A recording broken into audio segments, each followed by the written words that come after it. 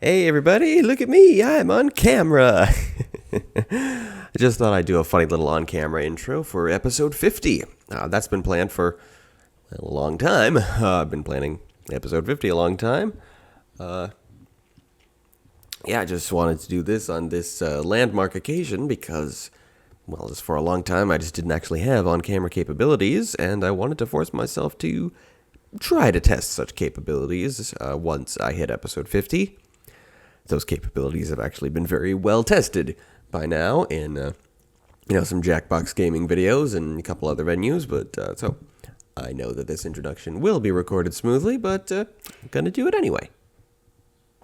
I've got this camcorder, you see? It's not great. The only advantage it has over filming with a smartphone is, that it has this little strap for gripping. I recorded a series of videos called Possessions on this camcorder. I still haven't, hopefully I'll get around to editing that in a couple of weeks. But yeah, having pretty much seen how Possessions turned out, I think I'm just going to set the camera aside. The sound isn't great, the battery life is terrible from now on if I need to film anything on the go. I'm just going to use my phone. As for this here computer, its onboard webcam has never worked, not even when it was brand new. I had a Skype hangout with Bob show long ago. And remember Skype? Before the pandemic, it was, synonymous with video chatting, but, and the pandemic happened and video chatting wasn't optional anymore, and now we all use Zoom. Zoom just came the heck out of nowhere. Funny thing. My first time trying to use the onboard camera on my computer was at that hangout, and that's when I found out it didn't work. They did not get to see me during the hangout. I just hung out with them invisibly. It didn't diminish the experience too much. We had a darn good talk. I wouldn't say we've become friends, but they have an appreciation for me, and I, of course, remain one of their biggest fans. I hope to kind of rekindle the relationship once I get more TAPAS projects going, get Rob in as a voice actor. So, now that I've got an external webcam, I can record videos using just the camera app on my computer. The sound on that wasn't great. As you may recall, a very short video on this channel called Hi Poppy, and we recorded it that way just with this external webcam. And the sound didn't come out right, so Jeremy and I had to dub in our voices, and I'm surprised at how well that went, actually.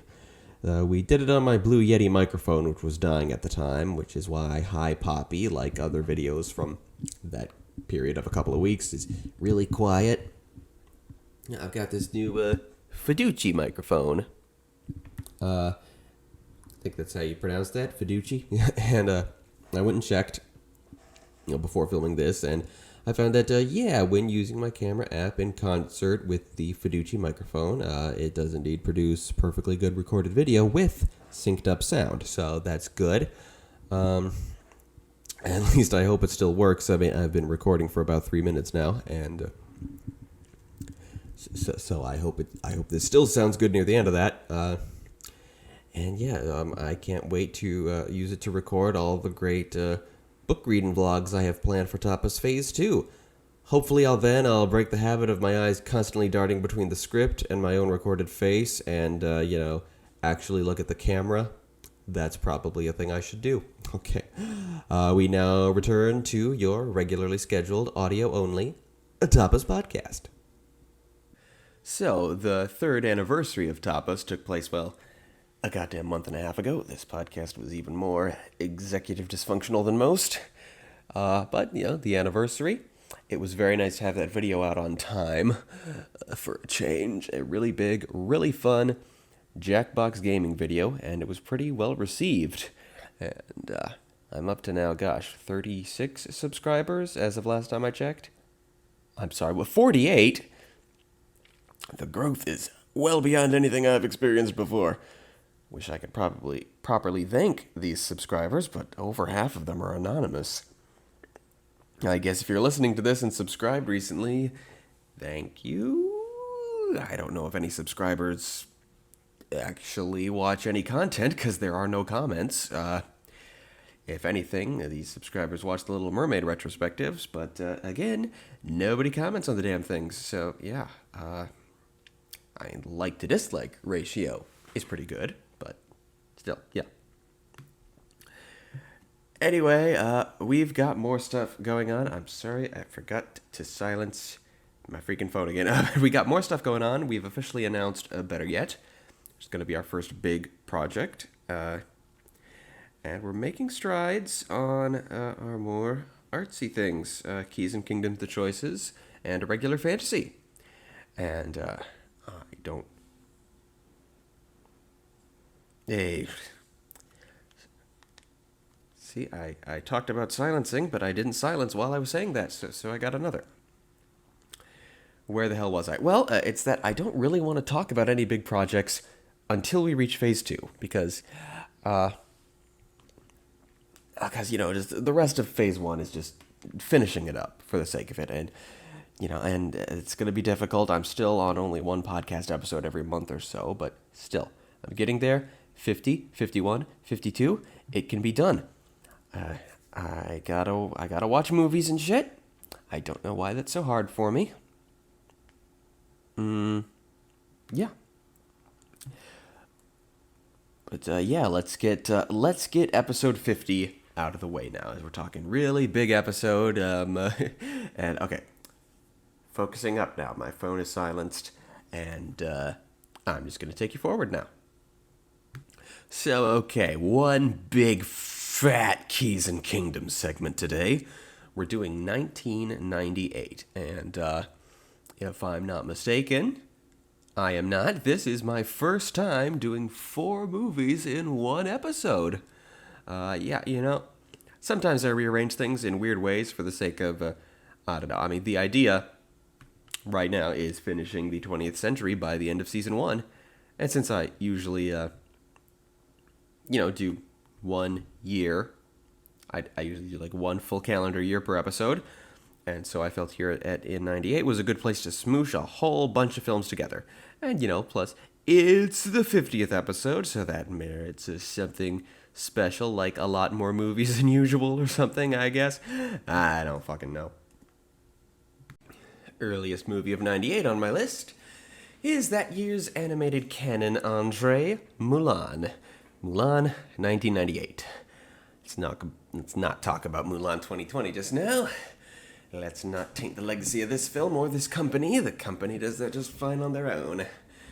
I will say that, I have some what I call postscript inspirations. As you may know, this Disney collection derives from a big list I made in 2018. And eventually I started adding new titles to it, mostly films that came out after 2018, and, other ideas that I just didn't consider the first time I compiled it. And instead of being viewed chronologically, they'll be viewed in the order I decided to revisit them. Except for Mulan 2020.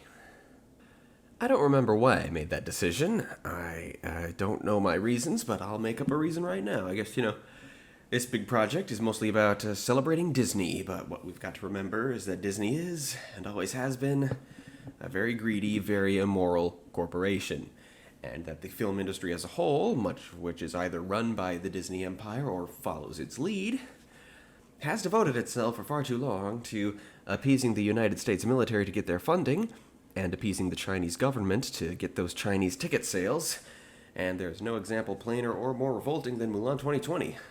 Both in the story it tells and the dirty tactics used producing it, so, yeah. We'll end the entire Disney collection on that note to kinda sober us up. So Mulan, 1998. As I mentioned last time, just as Hercules' art design took a lot of inspiration from ancient Greek pottery art, so too does Mulan take its cues from classical Chinese paintings. We open on the Great Wall of China, because of course we fucking do. An army of Huns climb the wall and enter China's borders. When the emperor is eluded, he refuses offers to increase security around himself, instead seeing to it that the army has enough soldiers to defend everyone else. Time for the draft. Now, there are a lot of characters in this movie, so I'm going to skip over 3 of them we've met so far. They come back later. And focus for now on the Emperor, since if I recall correctly, he won't appear again until the very end of the film. He's voiced by Pat Morita, known for The Karate Kid, and surely he's been in something else that was actually good. No, just The Karate Kid? That's a shame. He's a magnificent actor. He is of Japanese descent. While the film's cast was sizably East Asian in origins, most were Japanese, not Chinese. And a decent amount of them were not Asian at all, which is the kind of thing I think wouldn't fly in today's animation landscape. In fact, I don't have to think. Raya and the Last Dragon just came out, well, my script says a few days ago. I think at this point it's been like a month, but it's set in a fantasy world based on Southeast Asia, and the voice cast is Asian as fuck, the only exception being Alan Tudyk. He's been Disney's signature voice since 2012, much as John Ratzenberger has always been for Pixar. But in Raya, they restricted him to creature vocal effects, just like they did in Moana, keeping their good luck charm on board without breaking up the integrity of their authentically ethnic cast. As to the Emperor as a character, he's very kindly and wise. He speaks almost entirely in aphorisms, and he dresses in yellow. I like that. You don't see that a lot. Yellow, not a popular color to wear. I'd say more, I don't know, just a great template for the leader of a country. And again, as far as the other three major characters who we've seen by this early stage in the film, I'll get to them next time they show up. We now find our protagonist, Fa Mulan, doing some last-minute cram studies before breakfast. The Chinese folk hero this film is based on, well, her family name was Hua, not Fa. I guess they went with Fa because sounds better? I don't know. It's an alternate reading of the name. I'm not sure how alternate readings work. They're a thing in a lot of East Asian alphabets. The potential reading of Hua as Fa at least makes a lot more sense than some other alternate readings I've heard about in Japanese. So our heroine is Fa Mulan. She's played by Ming-Na Wen, who is a boss-ass bitch. In 1998, when this movie came out, she'd started styling herself as simply Ming-Na, no last name, and she kept that up for a while. Then there was a brief period in 2007, 2008 where she called herself Ming-Wen for some reason, and then, I don't know, at some point made the decision to go back to being Ming-Na Wen, her full name. I like her full name. I gotta say, she was definitely cool enough to pull off that 10 years or so she had no last name, like Cher or Madonna. I certainly don't know of anyone else with the first name Ming-Na, so maybe it's a Chinese name that's exotic in Chinese, who knows? Mulan is the 8th Disney princess, the only one who is not a princess in any way, shape, or form, and was the most recent one for quite some time, as the princess line started after the end of the Renaissance, and Disney didn't bring back princesses until the revival era. Ming-Na Wen also stars in the ABC television series Agents of S.H.I.E.L.D., which, used to be MCU canon. I think now that Marvel Studios are making their own TV shows set in that world, all the shows which used to ostensibly be set in the MCU ain't canon anymore. But anyway, she was also a character in The Mandalorian, who, judging by Ming-Na's IMDb page, is going to be showing up again in quite a bit of other stuff. So, a Disney princess, a Star Wars character, and not a Marvel superhero per se, but a lead in a Marvel show, for sure. Some are calling that an unprecedented Disney Triple Crown. But I don't think she was the first person to achieve that. I'm thinking she was the second. Because Jennifer Hale is the longtime voice of Cinderella, and has been Aurora now and then. She voices Ayla Secura in Star Wars cartoons, and has been Captain Marvel in an Avengers cartoon. Meanwhile, Kate Higgins has voiced Princess Aurora and Scarlet Witch, but no Star Wars character I can find. Aaron Torpy has voiced Aurora and Susan Storm, but also no Star Wars. Well, they just can't settle on an official Aurora, can they? Jennifer Hale beat Ming-Na to the Disney Triple Crown, and Ming-Na is the second person to do that as far as I can tell, but Ming-Na did the Marvel and Star Wars bits in live action and voiced the Disney princess in her actual movie. So, yeah, I'd say I'd have to admit the way Ming-Na did it is more impressive than Jennifer. Who would win in a fight between Ming-Na Wen and Jennifer Hale? I'm not sure. I'd have to give that some thought. they're both brutal for sure. So, Mulan, a bit of an oddity in the Disney princess lineup. Starting with the fact, as I said too early, forgetting I'd already written it down, she's the only person in the lineup who you cannot justify as being a princess at all. There's just no rational reason to call her one. But well, she is, big war hero who the target audience is crazy about. They had to include her, and plus, she's the East Asian one, so she rounds out the lineup ethnically. Yeah, you just had to include her. I have no objections to her being in the Disney princess line, despite her not obeying the letter of the law as such. Not literally filling the title. When this movie came out in 98, I believe it was Mike Pence, our eventual vice president, who wrote a big think piece about how it glorified women in the military and how that's not okay. Whatever, dude. Go fuck your mother through a sheet with a hole in it or whatever it is you do. If men can fight in wars, why not women? And because the male soldiers will rape the women soldiers is not the correct answer. You teach soldiers not to fucking do that to start with, and you take precautions, and you give them consequences, and just, yeah, no. I've never been crazy about soldiers or armies. I just don't feel they're worthy of respect. Militaries are a necessary evil to be whipped out during the worst periods in history, at best. But if a woman wants to join one, then let her. Why shouldn't she? Fuck you.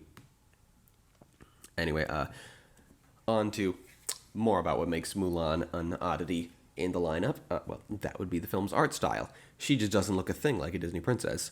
In the opposite direction is Pocahontas. While Pocahontas is hypersexualized and gritty in comparison to the typical Disney style, Mulan is more cartoonish and almost entirely without sex appeal. Ariel, Belle, and Jasmine with their big-eyed, fairly buxom, tiny-waisted design, that's basically what everyone thinks when they hear Disney princess. And the classic three, Snow White, Cinderella, and Aurora, their designs don't clash too much with the big three. And those are, of course, the core six Disney princesses, I guess the reason Mulan and Pocahontas were often left out of the original lineup could just as easily be attributed to their art styles clashing. Tiana, of course, fits in pretty well with the Renaissance princesses, because they were bringing back that art style in general, and Rapunzel obviously stuck out like a sore thumb when she was added due to being the first CGI one. That's still kind of true, even after Merida and Moana have been added, since Rapunzel is by far the most popular of the three CGI princesses. So that was some ranting, but you know how it goes. New movie, there's always some ranting near the beginning about production and franchising and my thoughts on the film in general, and that, eventually I whip back around to actually talking about the movie. And, I didn't do these plot summaries, in early podcast episodes. I don't really know when that started, but... So we open with Mulan's chores, which she does in very out-of-the-box ways. Her dog is named Little Brother, and Little Brother is very clearly designed and voiced by Chris Sanders, and is a forerunner to Sanders' own Disney breakout star, Stitch. Over to Mulan's father, Faju, who is praying to the Fa family ancestors. He's voiced by Soon-Taek Oh, who, judging by his name, I'm guessing is a Korean actor, and he, Faju that is a war veteran with a bad leg. Is that a war injury, or is he just getting older? Or maybe the stiff leg is a sickness of some sort, because I know Mulan mentions that Zhu sees a doctor who prescribes him a special tea, but, he is like a veteran, so yeah, I would say his limp is probably from the war. So, this ancestor worship stuff at a little shrine of altars, I think I heard once that this is based on a thing the crew of the film saw while touring China that's just not actually a common household thing. I forget the details, just, something I heard in a video by Shirin J. Zhao, who is a Chinese-Canadian YouTuber who blew up massively when her very first video deconstructed the cultural suckitude of Mulan 2020. She went on to cover Mulan 98 and has started a similar retrospective on Avatar: The Last Airbender. She's only posted 6 videos to her channel and is well past 250,000 subscribers. One hell of an overnight success story.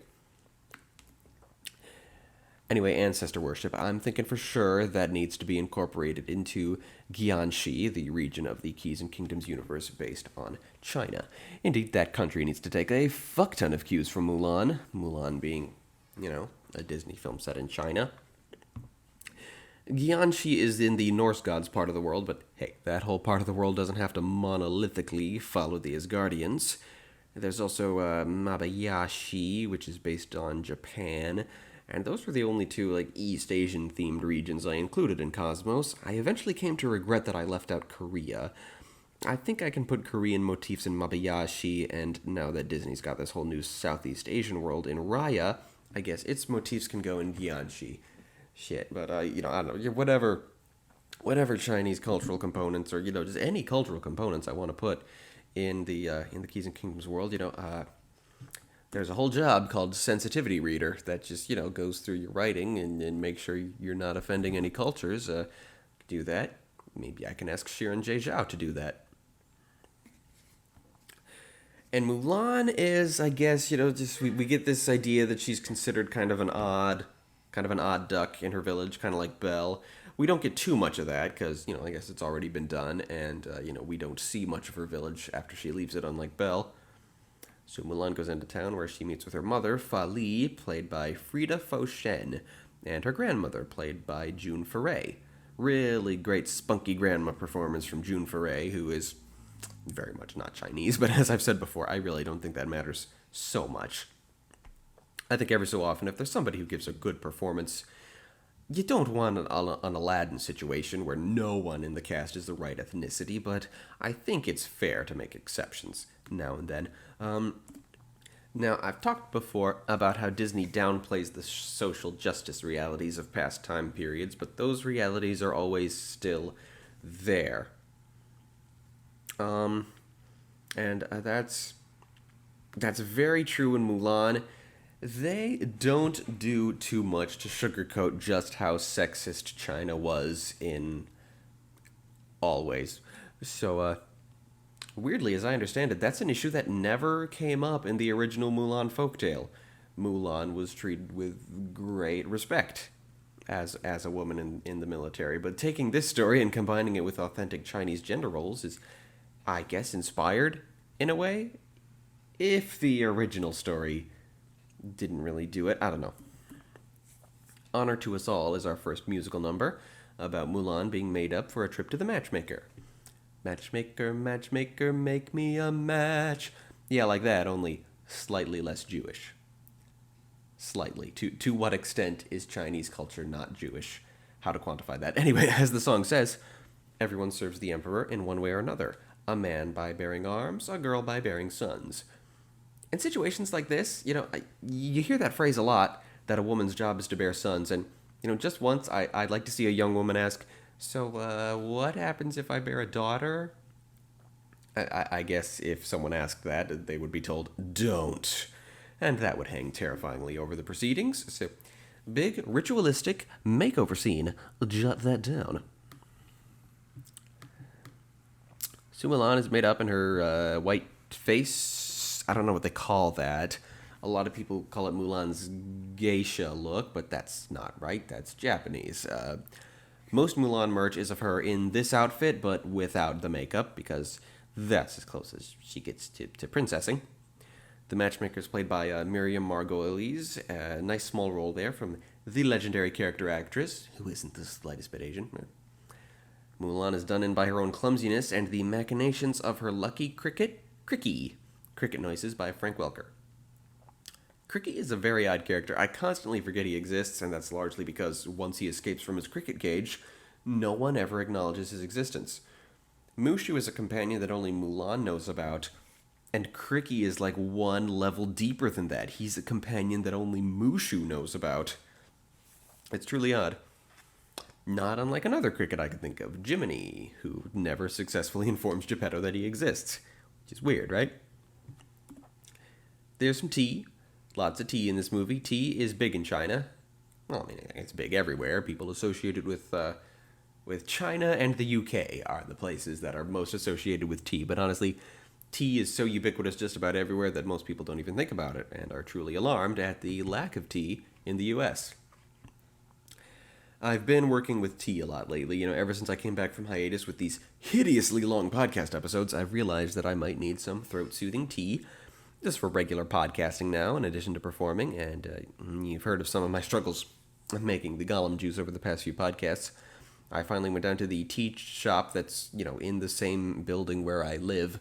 Shouldn't have been that difficult. I got an herbal tea for throat therapy and a lemongrass and ginger number, which seemed, similar to my usual lemon and ginger and honey formula. I can actually throw in my own honey. It's all loose leaf tea. I needed some extra supplies to start making it. The herbal stuff is good, but the lemongrass, very much the opposite of what I needed. It was like drinking milk. The coating effect on my throat was even worse than what you get when you drink milk. It actually almost made me cry the first time I made a cup. It was so bad. After my second cup of both kinds of teas, I realized, okay, it's not my brewing. The lemongrass stuff is just not good for what I need it for. To the point that, while typing about it, I actually went and threw it away. I generally believe in finishing bad food rather than throwing it in the garbage. Gratitude for living in a first world country and having food to spare and all that, but yeah. That lemongrass tea, it tasted like I was just drinking warm water, and it was worse than useless for the throat soothing I bought it for. About 10 times worse than useless. No way I'm making another cup. Thinking back on it borders on a trigger, honestly. Performing is super important to me, and I just could not fucking do it after that lemongrass tea. While recording this podcast, definitely going with the herbal throat therapy stuff. Also, my grandpa recently found in his house some of the actual lemon ginger tea I used to make back when I was living with him, so he brought it to me. I've been drinking it recreationally, which is weird. I'm not really a tea drinker, except in these situations where I have to soothe my performing throat. I guess I'm bored, and when you're bored, your impulse is to eat and drink stuff. So Mulan goes home in dishonor. Some say, and by some I mean Shirin Zhao, I've never heard anyone else say it, but it sounds very true. The word honor, so often used by Asian characters in media, might better be translated as face. A term not often used in English, but when you're, presenting to your neighbors that you're normal and fashionable and polite, you're saving face. Honor just sounds more mystical because China. Mulan avoids her dad, instead lurking around on her family's estate, singing our signature song from the film, Reflection. Mulan's singing voice, briefly heard in the opening number, is by Lea Salonga, who's back on the Disney Princess bandwagon. She sat out the 2 Aladdin sequels, but here she is, the official original singing voice of 2 Disney princesses, Jasmine and Mulan. And Mulan just feels like who she is just isn't good enough, like she has to be someone else. Been there, sister. Famously, she wipes off all that fancy makeup in 2 strokes using her sleeve. That's an absurd break from reality, is what that is. I don't wear makeup, I hear about, well, I do wear makeup, I am a stage actor, so yeah, I know you can't do that, you gotta scrub your makeup off with the real stuff, and oh my god, the tangents, I'm so sorry. Zhu finally gets a moment with Mulan under some sort of blossoming tree. He doesn't get a lot of time with her before the plot goes on, but his encouragement is basically to tell her, hey, maybe she's just a late bloomer. Unwittingly, this isn't very good advice, but it's advice many Asian parents, many parents of people who just aren't conforming to social norms, give. And sometimes people do just go through phases, but even if that's true, I think a better thing to do would be to be supportive of who someone is right now. Anyway, some emissaries from the Emperor arrive. They are led by the Emperor's personal advisor, Chifu, who later appears more prominently among the army.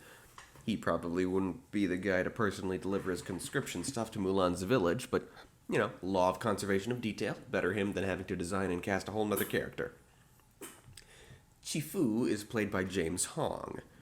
Who's James Hong? Well, to paraphrase Seth MacFarlane's Ted, you ever seen any movie or TV show ever? He's the elderly Chinese guy. Since the 1950s, Hong has appeared in over 600 film and television roles, making him the single most prolific actor in the history of English language media. I'm a big fan. I like him a whole lot. He just seems like a really sweet old man. So yeah, Chifu hands out the conscription notices. 1 man from every family must report for military training in the morning.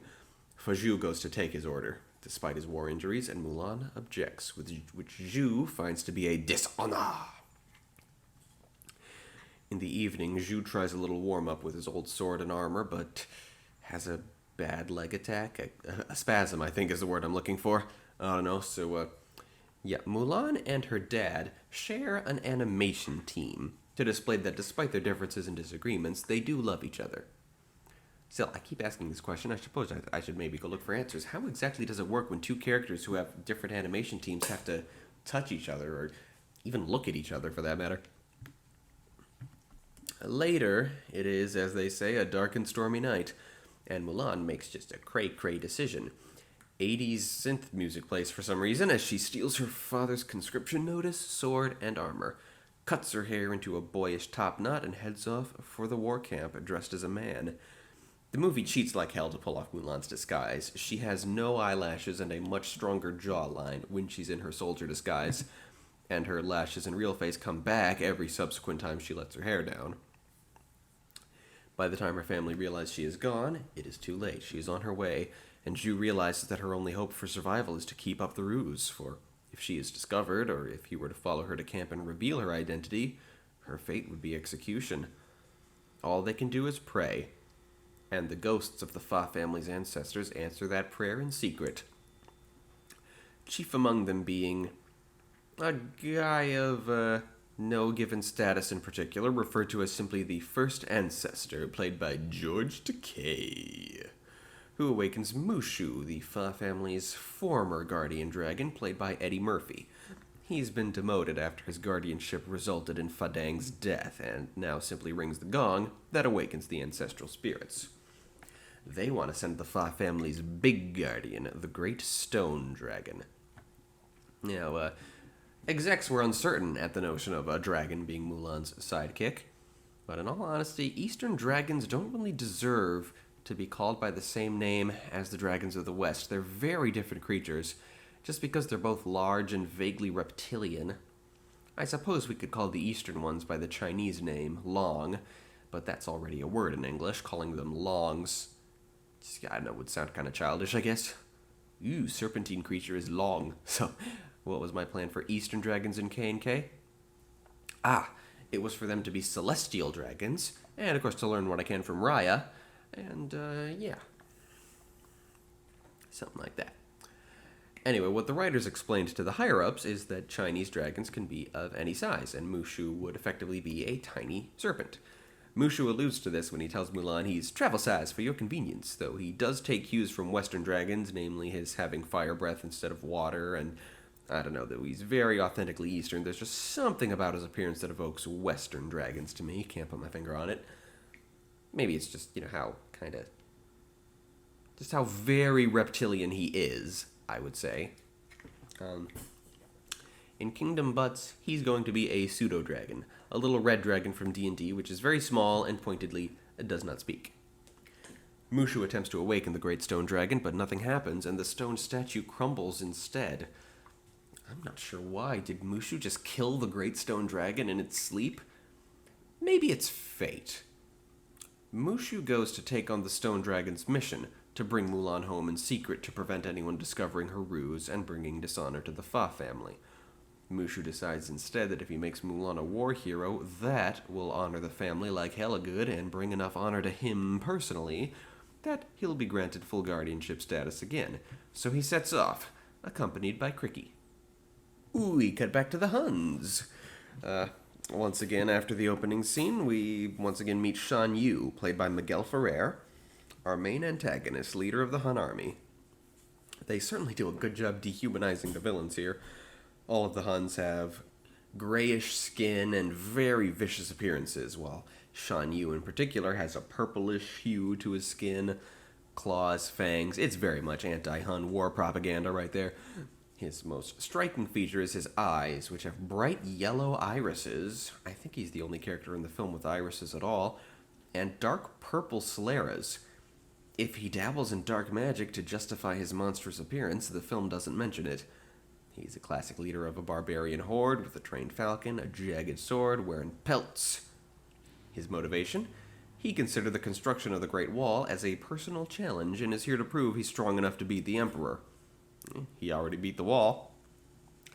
That doesn't make sense for the wall to be at all a recent project, as it was made over 2,000 years before the film's setting, and took about 200 years to finish making, but the film kind of represents, like, all of Chinese history at once, so yeah. This scene features a pretty iconic Disney villain moment. Shan Yu finds two Chinese scouts and encourages them to go back to the Emperor and tell him, basically, bring it. As the two scouts run away, Shan Yu wonders, how many men does it take to deliver a message? An archer beside Shan Yu draws back an arrow and replies, 1. End scene. Super fucking iconic. Having said that, I don't really see why this film is so much of a meme. I really don't. I see so many memes. There's dishonor on you, dishonor on your cow. That's not funny. That's not funny at all. They popped out of the snow like daisies. That's not funny. There's good comedy in the movie, don't get me wrong, but none of the really mimetic lines are remotely funny. There's let's get down to business. I don't consider that to be one of the better Disney songs. It's okay. Apparently the shirtless Shang and his shirtless song served as something of a sexual awakening for lots of 90s theater kids. I don't see it. I guess if there aren't many animated men out there who are meant as overtly sexual eye candy for girls, so I guess if he's all there was, you could do a lot worse, but let's not talk about Shang yet. He'll turn up. Who we have seen a bit of by now is Mulan's horse, Khan. He doesn't have a ton of personality, but he's a cool horse. Mushu introduces himself to her incredibly dramatically and gives her some bad advice on acting like a man, inadvertently introducing her to her 3 future war buddies. Your classic short angry guy, tall goofy guy, and chill fat guy. The short one is Yao, played by Harvey Fierstein. Fierstein, with his incredibly distinctive voice and blatant non-Asianness, not entirely sure what he's doing here, and to his credit, neither was he. He was leery about taking the role, accepting only when he heard that most of his castmates would be of Asian descent. I have my suspicions. See, Fierstein, though he plays with the stereotype with his aforementioned extremely raspy voice, is in fact a very campy and flamboyant gay man, and well, there's a lot of gayness in this movie. Again, sexual awakening. We'll get back to that.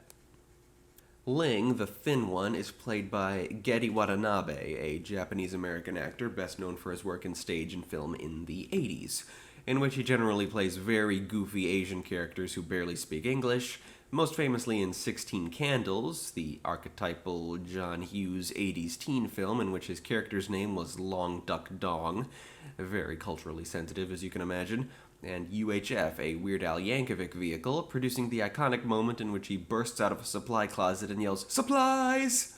And a clip that's gained more traction in the era of reaction clips in which he screams, "Nothing! Absolutely nothing!" So the role of Ling is in his wheelhouse as far as goofiness, and he gets to use his real accent. So many people throughout his career have thought he really was a foreigner who could barely speak English. That's gotta be annoying. So Ling is a goofy, gawky guy. He doesn't have a ton of characterization in comparison to the other two, but I get the vibe that he's like a spoiled rich kid, based solely on his poor physical fitness and the throwaway line in a song where he mentions he used to cut school.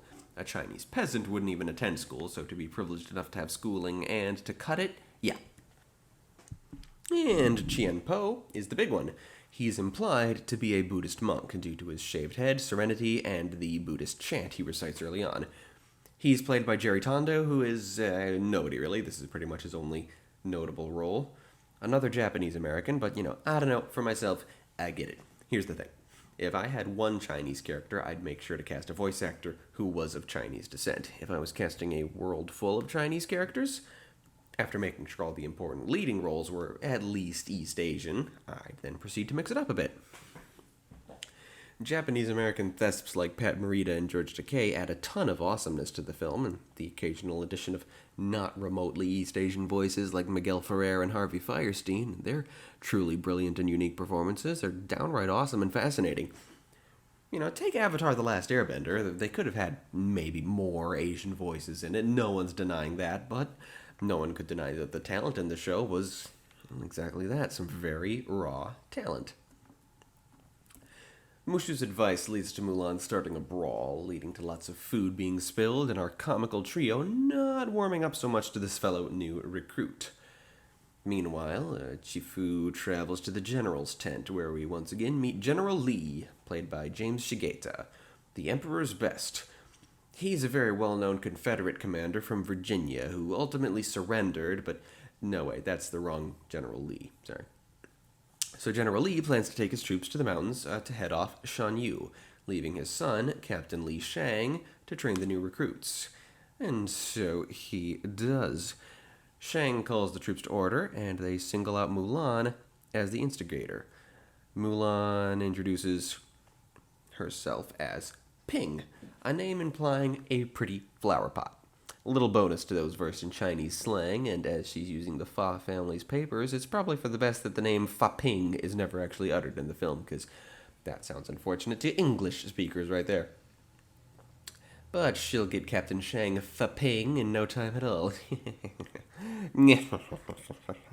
But Shang and Shifu have heard of Fazhu, so I guess he's not really a veteran. He must have had like a title or something. The next morning, Mulan arrives a bit late to the first day of training and is not popular among her fellow recruits. Shang removes his shirt and starts his drill sergeant routine, only, a lot sexier than most drill sergeant routines. He doesn't yell like most of them do. The first task, Shang shoots an arrow into the top of a post. And, well, the object is for a soldier to climb up the post and retrieve the arrow with heavy gold weights dangling from his wrists.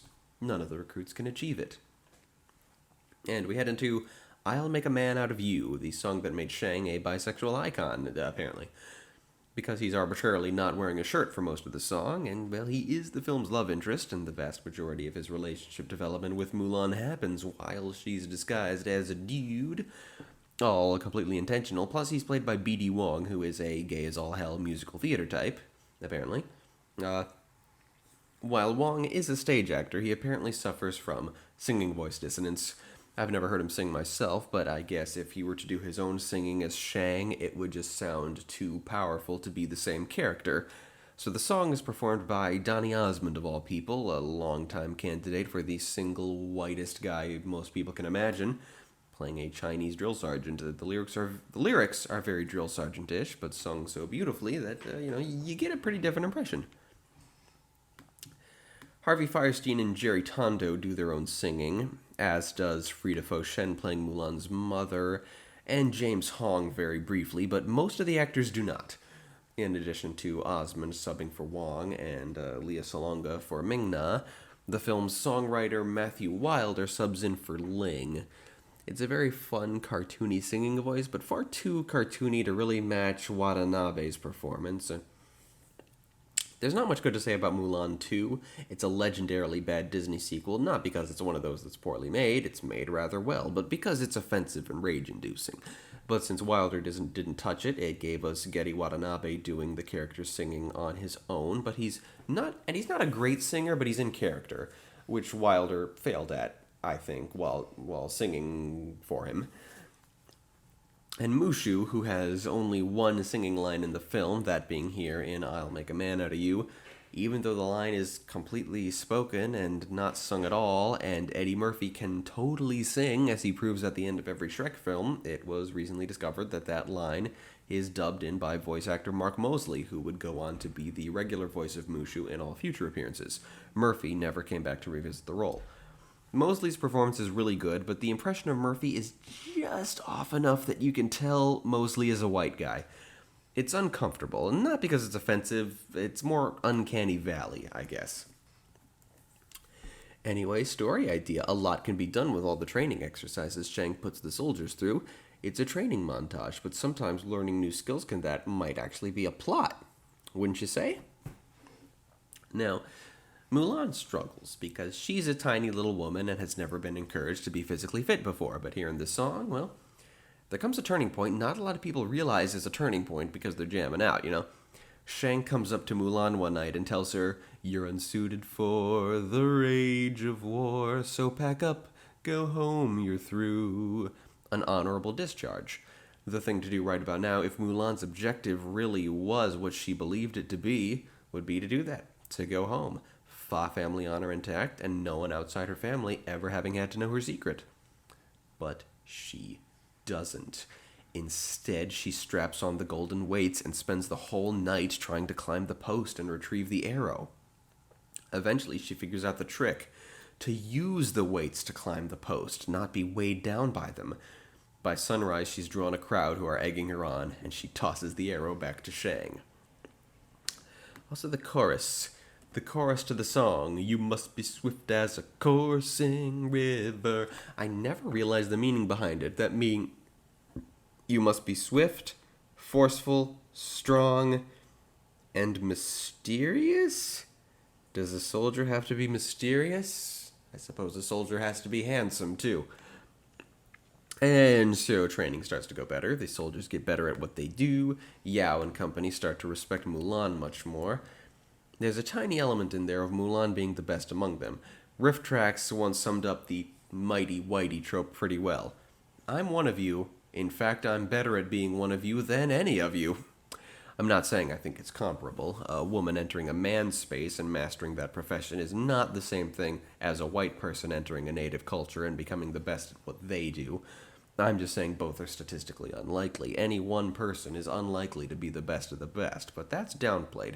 There's a moment that shows Mulan is the fastest runner in the company, but mostly her deal is just that she thinks outside the box, strategy-wise. And besides that, well, women have to be the absolute best in their profession to get any recognition whatsoever, so it's not like the filmmakers had a choice. If she'd been the second or third best soldier in the company, she'd have a shitload of critics grumbling about how she's not that great.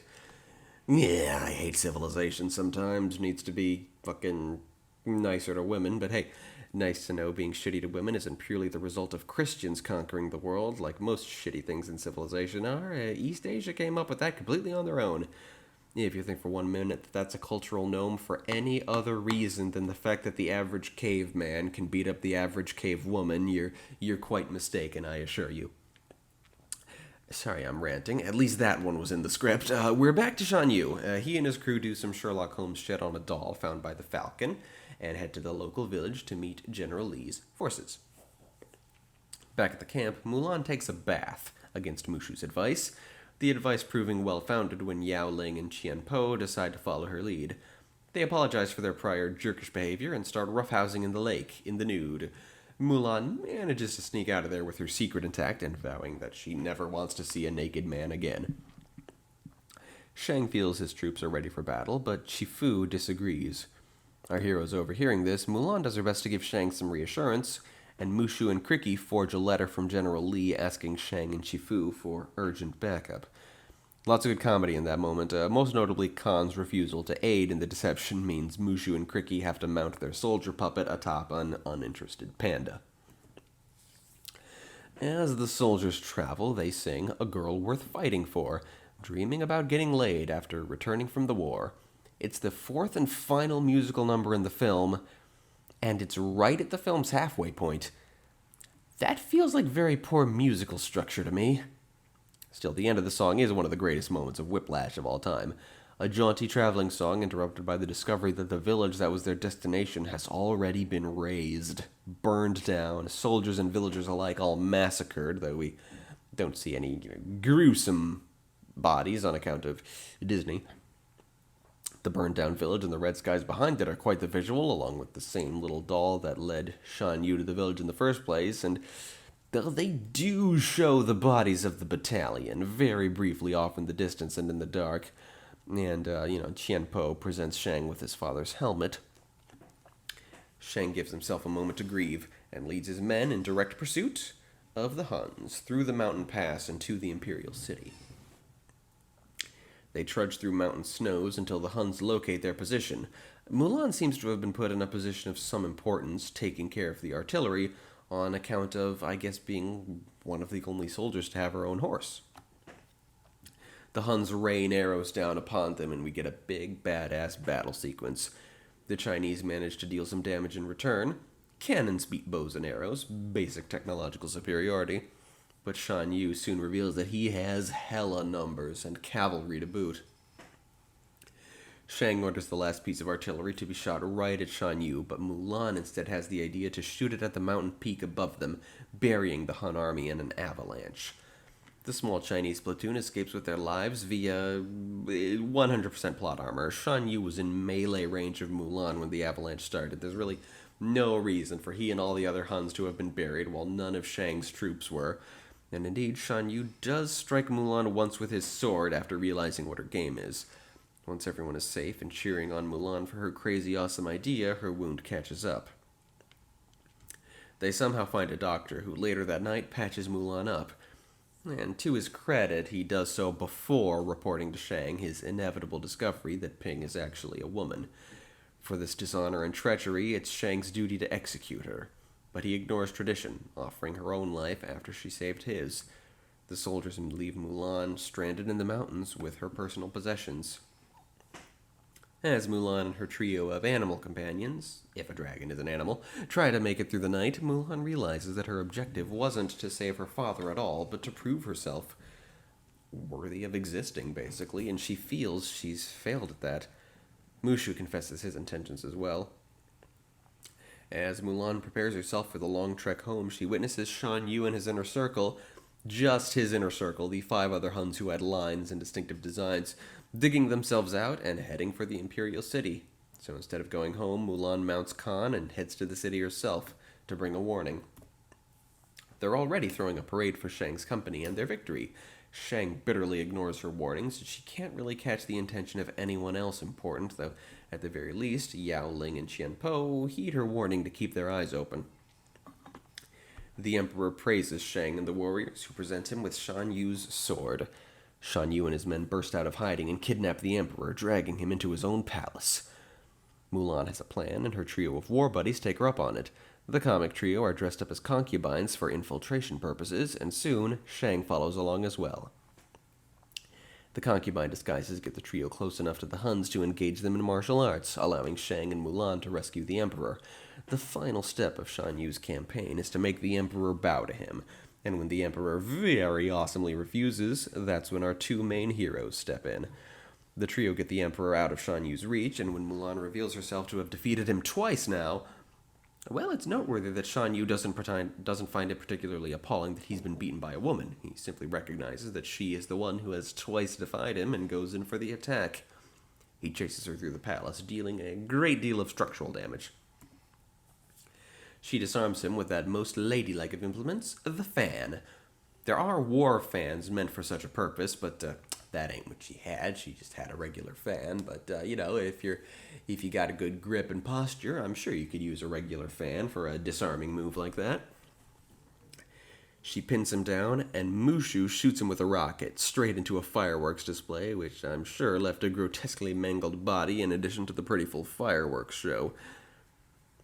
The Emperor bows to Mulan, while everyone else kowtows to her, head on the floor, because the Emperor's head must always be above everyone else's, you see.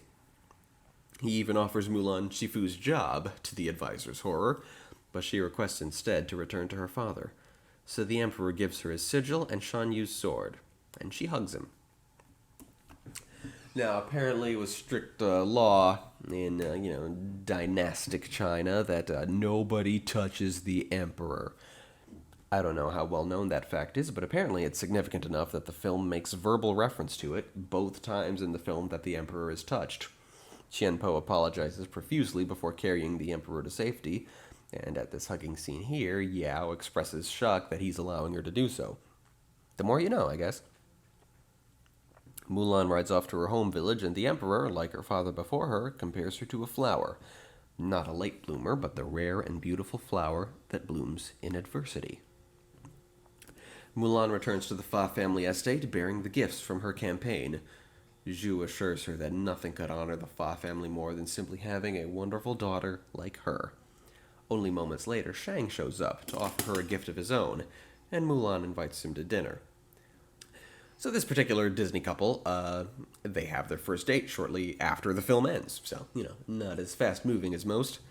Mushu fires up a dance party at the ancestor's shrine, and the credits roll. I'm not crazy about this end credits song, True to Your Heart, performed by 98 Degrees and Stevie Wonder here.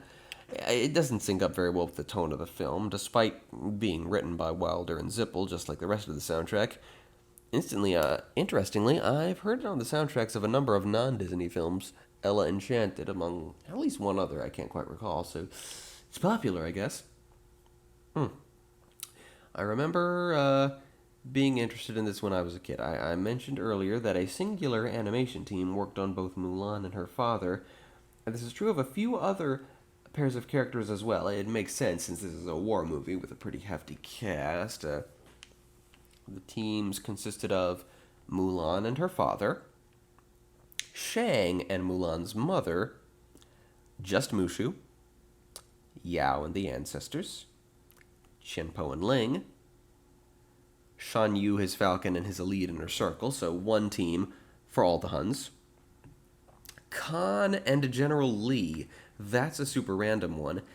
And yeah, fascinating that Khan has an animation team and Mulan has another. How do the two teams work while Mulan is riding? He's carrying her, she's controlling him. How do two different teams get them to meld so perfectly? Anyway, there's another team for Chifu and Mulan's grandmother, and finally one for Kriki, and a final one for the Emperor, and from there it's all miscellaneous. And after True to Your Heart, we get a crazy good cover of Reflection. With different lyrics, it seems, to be about general wondering who you are, rather than Mulan's particular predicament, and I want to say Christina Aguilera is the singer. I think I heard someone talking about that once, I could be wrong. I hear it's some kind of record-breaking high note. It's just some hearsay I heard once long ago. Ooh, here's a funny thing. After the animation teams, the actors are listed in alphabetical order, right? And the first actor credited is Miguel Ferrer. He's the most alphabetical cast member, and his name starts with the letter F.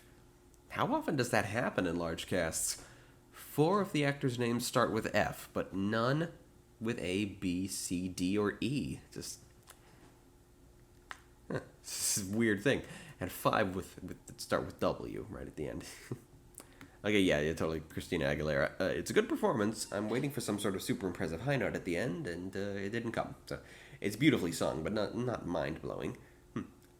Mushu is just the sort of character who would pop up after the credits. No, he didn't. He did not. Okay. I did it. I had a motivation problem. It took me 4 straight days of watching the film to reach its halfway point, and then I finally managed to knock out the rest of it. Got the rest of the podcast done, in short order after, slugging through this film somehow.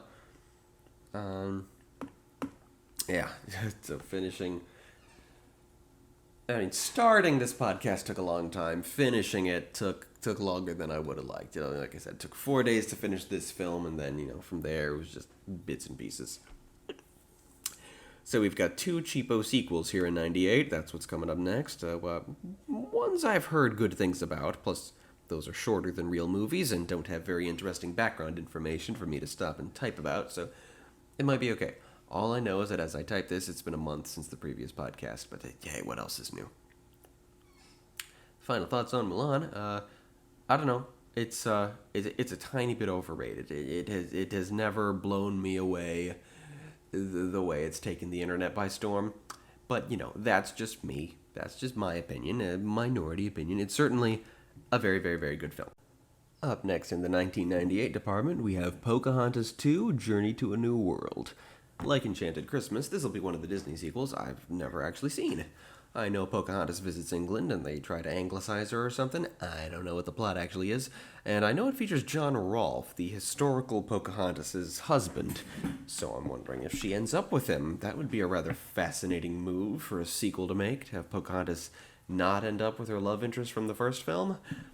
I know Smith is in it, so I'm curious. Let's be real here. Pocahontas, the Disney animated canon film, which was made by the real studio, is kind of an offensive and thoughtless piece of shit in the vein of most Disney Toon sequels. So the Disney Toon crew making a sequel to that, my hopes aren't high. Let's see what the fuck we're looking at. Well, the film just starts, no logo or nothing. Or maybe that's how all these GTV sequels have been, and I just didn't notice. We open in an incredibly dreary depiction of London, and eventually come upon John Smith, played as ever by Mel Gibson's brother. Yes, they did not get Mel Gibson back, so they got his brother, Donal Gibson, whom I have never once heard of outside of this movie. But hey, easy way to get a cheap alternative to a celebrity. The best known example probably being Jim Hanks, the brother of Tom Hanks, who was not only Tom's running double in Forrest Gump, but also regularly voices Woody in smaller projects. Most recently and most famously in Kingdom Hearts 3, where he just knocked it the fuck out of the park. Woody was a stone cold badass in Kingdom Hearts 3, and Jim Hanks got a chance to prove he's not just the more affordable younger brother, he is a real ass voice actor. As for Donald Gibson, he is impressing me with how well he's captured Smith's character so far. The animators are also impressing me. Pocahontas has a much grittier art style than most Disney canon films, so seeing that on a Disney Toon budget is kind of neat. Some soldier boys are here to arrest Smith for the treason he committed against Radcliffe. Intriguing and surprisingly realistic direction to take. Smith escapes his pursuers, but runs into Radcliffe himself, played again by David Ogden Stiers. I didn't expect that. The villains usually don't make a return appearance in these things, but Radcliffe, well, he was merely arrested and imprisoned at the end there. And being a known retainer to the king, who the king trusted, yeah, it makes sense he'd be a free man. Radcliffe catches Smith at a vulnerable moment, and knowing Smith is too much of a badass for him to defeat and see stand trial, Radcliffe personally flings Smith into the river when no one is looking. Radcliffe reports how he accidentally caused Smith's death while trying to apprehend him to King James and Queen Anne, played respectively by Jim Cummings, surprisingly enough, a role that gets Cummings' second billing, and Finola Hughes. I don't know who that is. Finola Hughes, known for at least 2 soap operas. Okay, that'll be... I don't watch soap operas, but they have made people famous, so okay. King James is letting Radcliffe walk around free, but he wanted more testimony. Hence, he wanted Smith brought in alive, and he sent John Rolfe to, what do you call it? They're not the states yet, not quite the colonies yet. What did the indigenous people call North America? I ain't calling it the New World. That's colonizer shit. Well, whatever you call it, it's where John Rolfe is going. He's been tasked to bring Chief Powhatan back to London to get his testimony. It's winter in, let's call it Virginia, I guess, and we get our opening credits and a return to the Algonquin village. Pocahontas and Nakama are now dressed for the weather. Nice detail to note, costume design-wise, the costumes the two women wear in the first movie are not for the snow, so they were redesigned to now have full body coverage, but otherwise be very faithful to their canon look. That's pretty cool. We open with a snowball fight. In addition to Poca and Nakama, we have our animal psychic trio, Miko and Percy and Flit. Get out of here, Flit. Ain't no hummingbirds in the snow, you bastard. You should be in South America right now. They're harvesting, what are these, grapes in the snow in 1600s North America. That's a bunch of bullshit. Surely the Disney Toon team can put together more thought than that. Pocahontas is voiced again by Irene Bedard, and Nakama by Michelle St. John. St. John being uncredited this time around.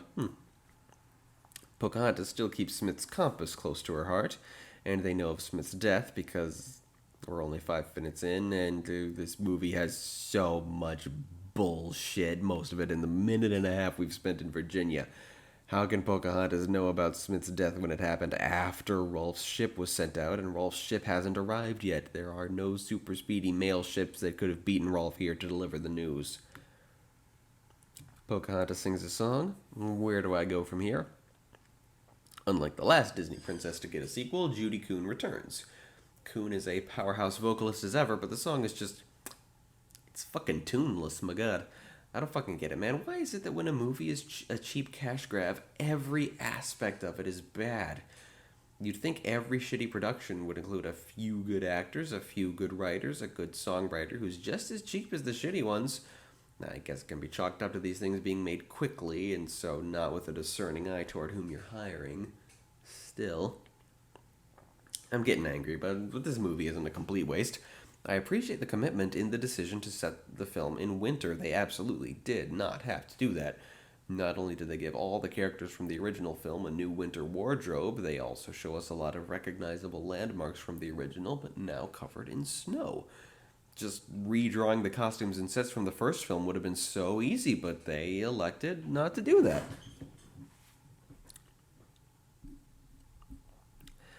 The ship arrives. I never noticed until my most recent viewing of the original Pocahontas, which you'll remember from 4 podcasts ago. I was so young that some of the white folks actually stayed behind when they sailed the injured Smith and disgraced Radcliffe back to England. And so here those people are in a Jamestown colony, complete with, well, women. There were certainly no white women among the settlers in the original film. Guess they shipped in during the intervening time.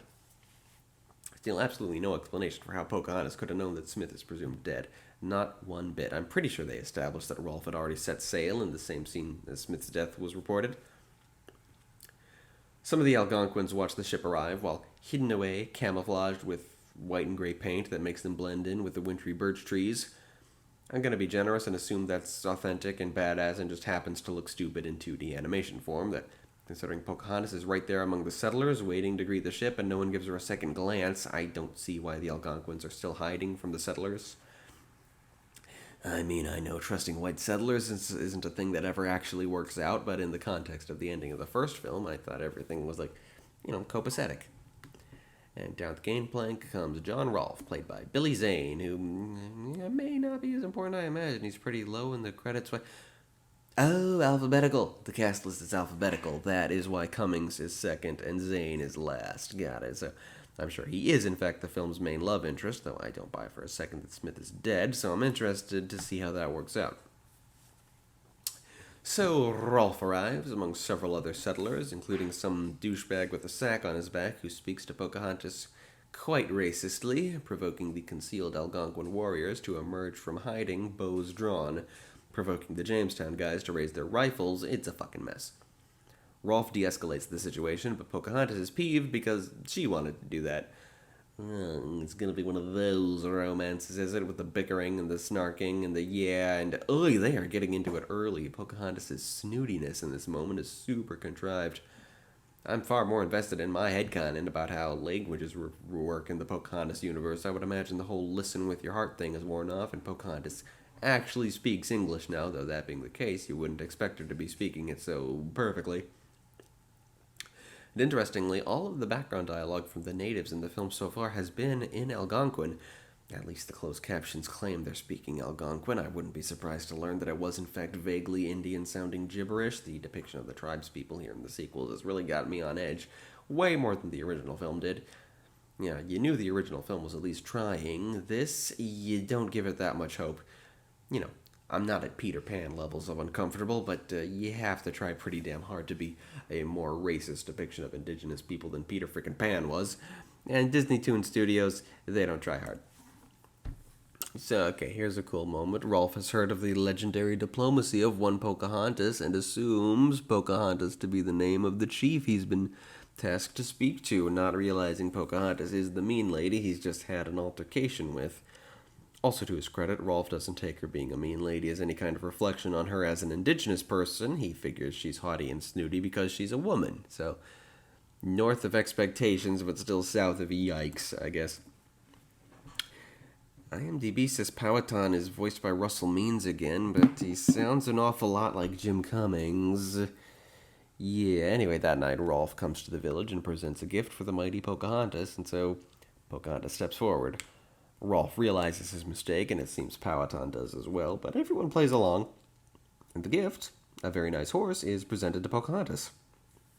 Rolfe is intimidated by the many large, mohawked tribesmen around him, and I'm not appreciating how intimidating they're making these guys. Okay, they're just guys. They don't have to be big, scary Indian types, okay? Jeez. Of course, now everyone in the Algonquin village understands Rolfe when he speaks, but I won't begrudge this film for not suiting what was really just a headcanon about the original. Everybody speaks English, sure, why the fuck not? Anyway, Rolfe addresses Powhatan about wanting to bring him to meet King James, and Powhatan's response is absolutely bitchin'. Like I always say, gold nuggets in these booger fests that are the Disney Toon sequels. Powhatan says, I don't want his land, he wants mine. Why doesn't he come to see me? Fuck yeah, if I was standing next to him at this moment, I'd be all like, high five, and he'd totally leave me hanging, I'm sure. Pocahontas figures they will need a diplomat if they are to share land with these people. Don't have to, but then again, they have the guns. So yeah, this is all super fucked up, but Pocahontas is the diplomat, and that is so not Russell Means. Jim Cummings did that entire scene. The Disney Wiki, at least, agrees with me, says that Powhatan is played by Jim Cummings in this film. Maybe IMDb made a mistake. I don't think Russell Means is in this film. When IMDb makes assumptions like that, they usually aren't so well organized. Russell Means is in the credits exactly where he should be. Pocahontas does some horse riding and consults Grandmother Willow, played again by Linda Hunt. They don't have the budget to make Grandmother Willow CGI like she was before, so they replicate the effect by animating her face over a tree bark background texture.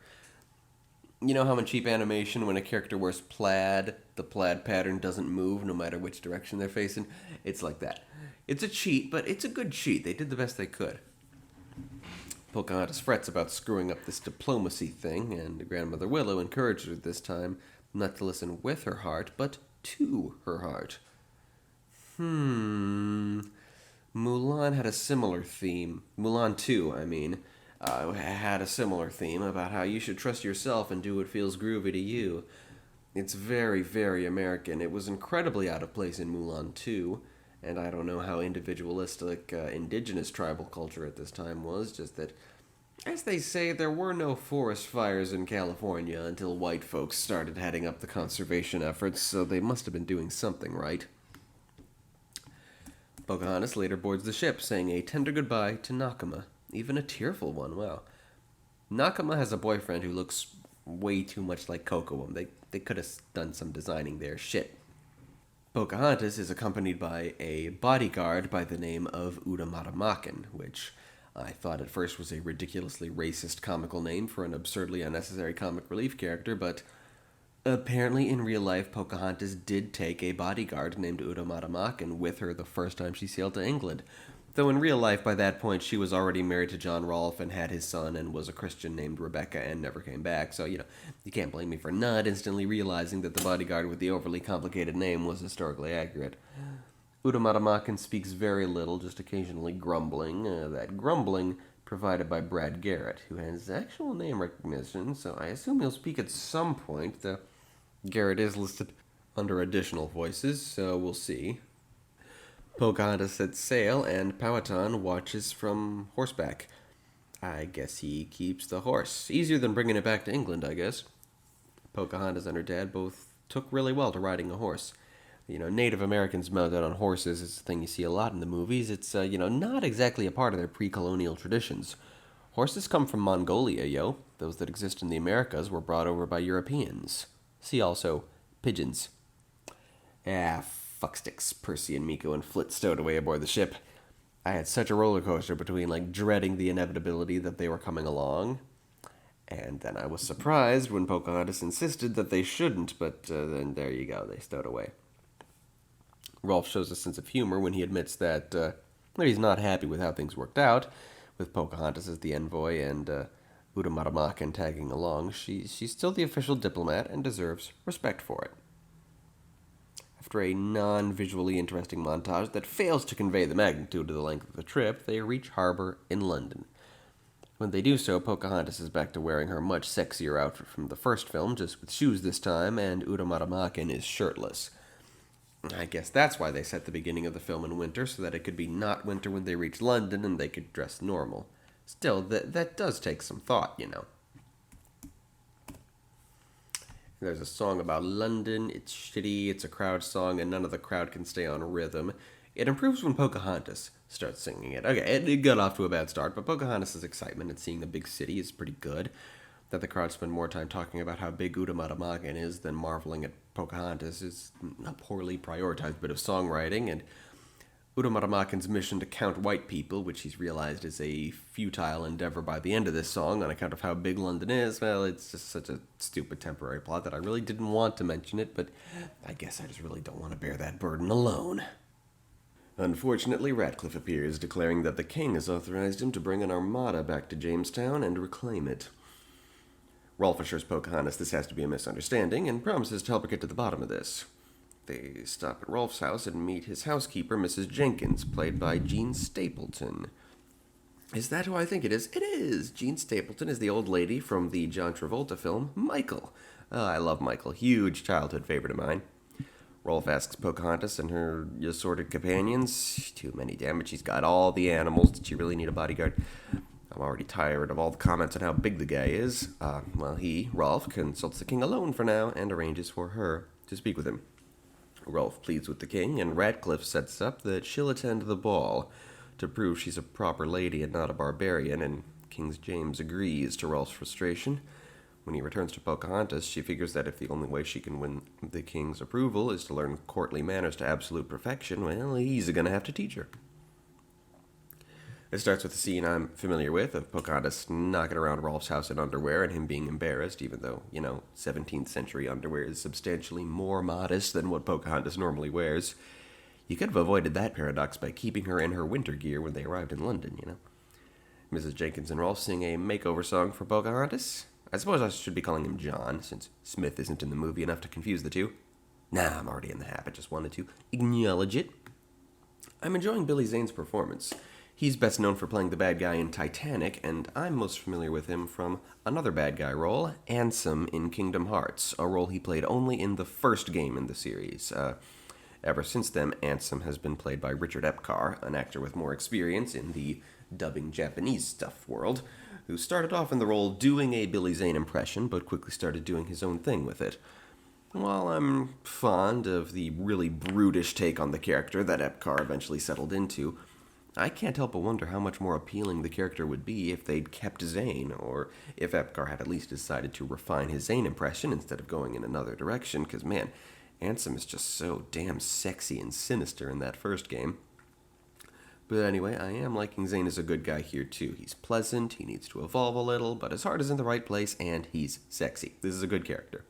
Of course, all those words could describe Smith in the first film, but I'm liking this new character as well. I've heard a lot of really shitty makeover and courtly etiquette lesson songs in my day in cheap knockoff films. I can think of a few examples in Barbie films alone. I'd have to say this was probably the least shitty one I've heard in a while. The last step, Pocahontas replaces her mother's necklace with one a bit more fashionable, to Flit's distress, and Rolf seems to quietly admit to himself that she did look better in her old necklace. The night of the ball comes, and Pocahontas descends in full English ballroom regalia. It looks very wrong on her.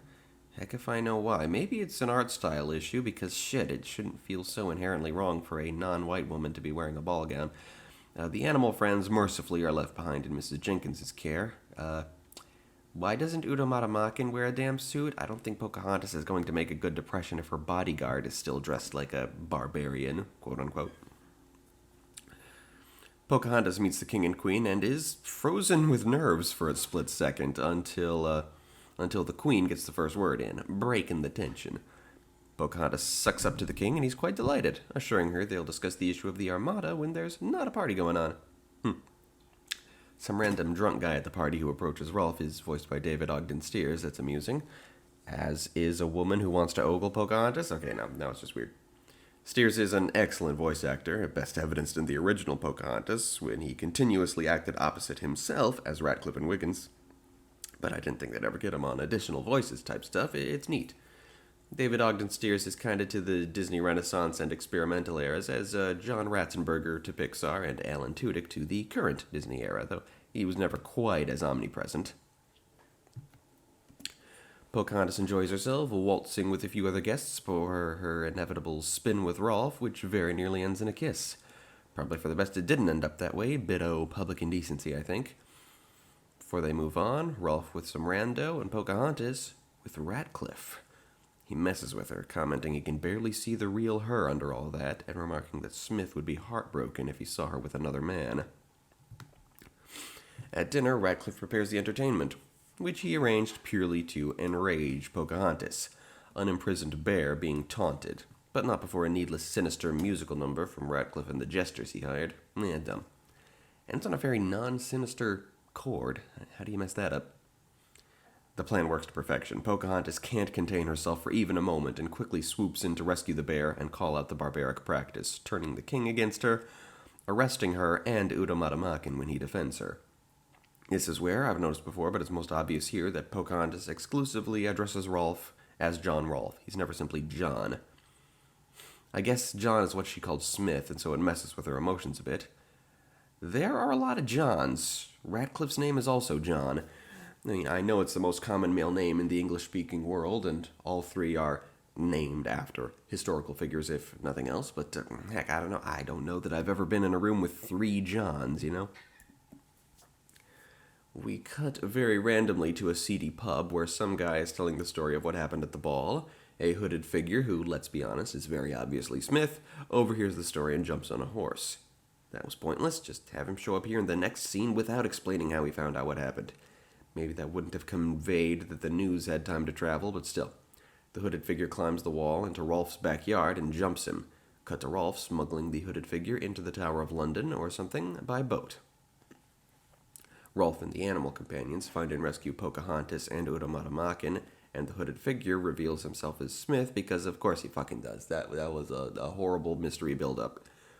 This whole bit is shit. You could have done this whole hooded figure thing so much better. Point is, Smith is back in the story. They fight their way out of the prison, at least the 3 men do. I'll generously say Pocahontas is held back by still being confined to her big-ass ball gown rather than any womanliness on her part. I guess we've technically never seen Pocahontas fight, but we've seen her climb and parkour like mad. It's not a stretch to assume she can fight.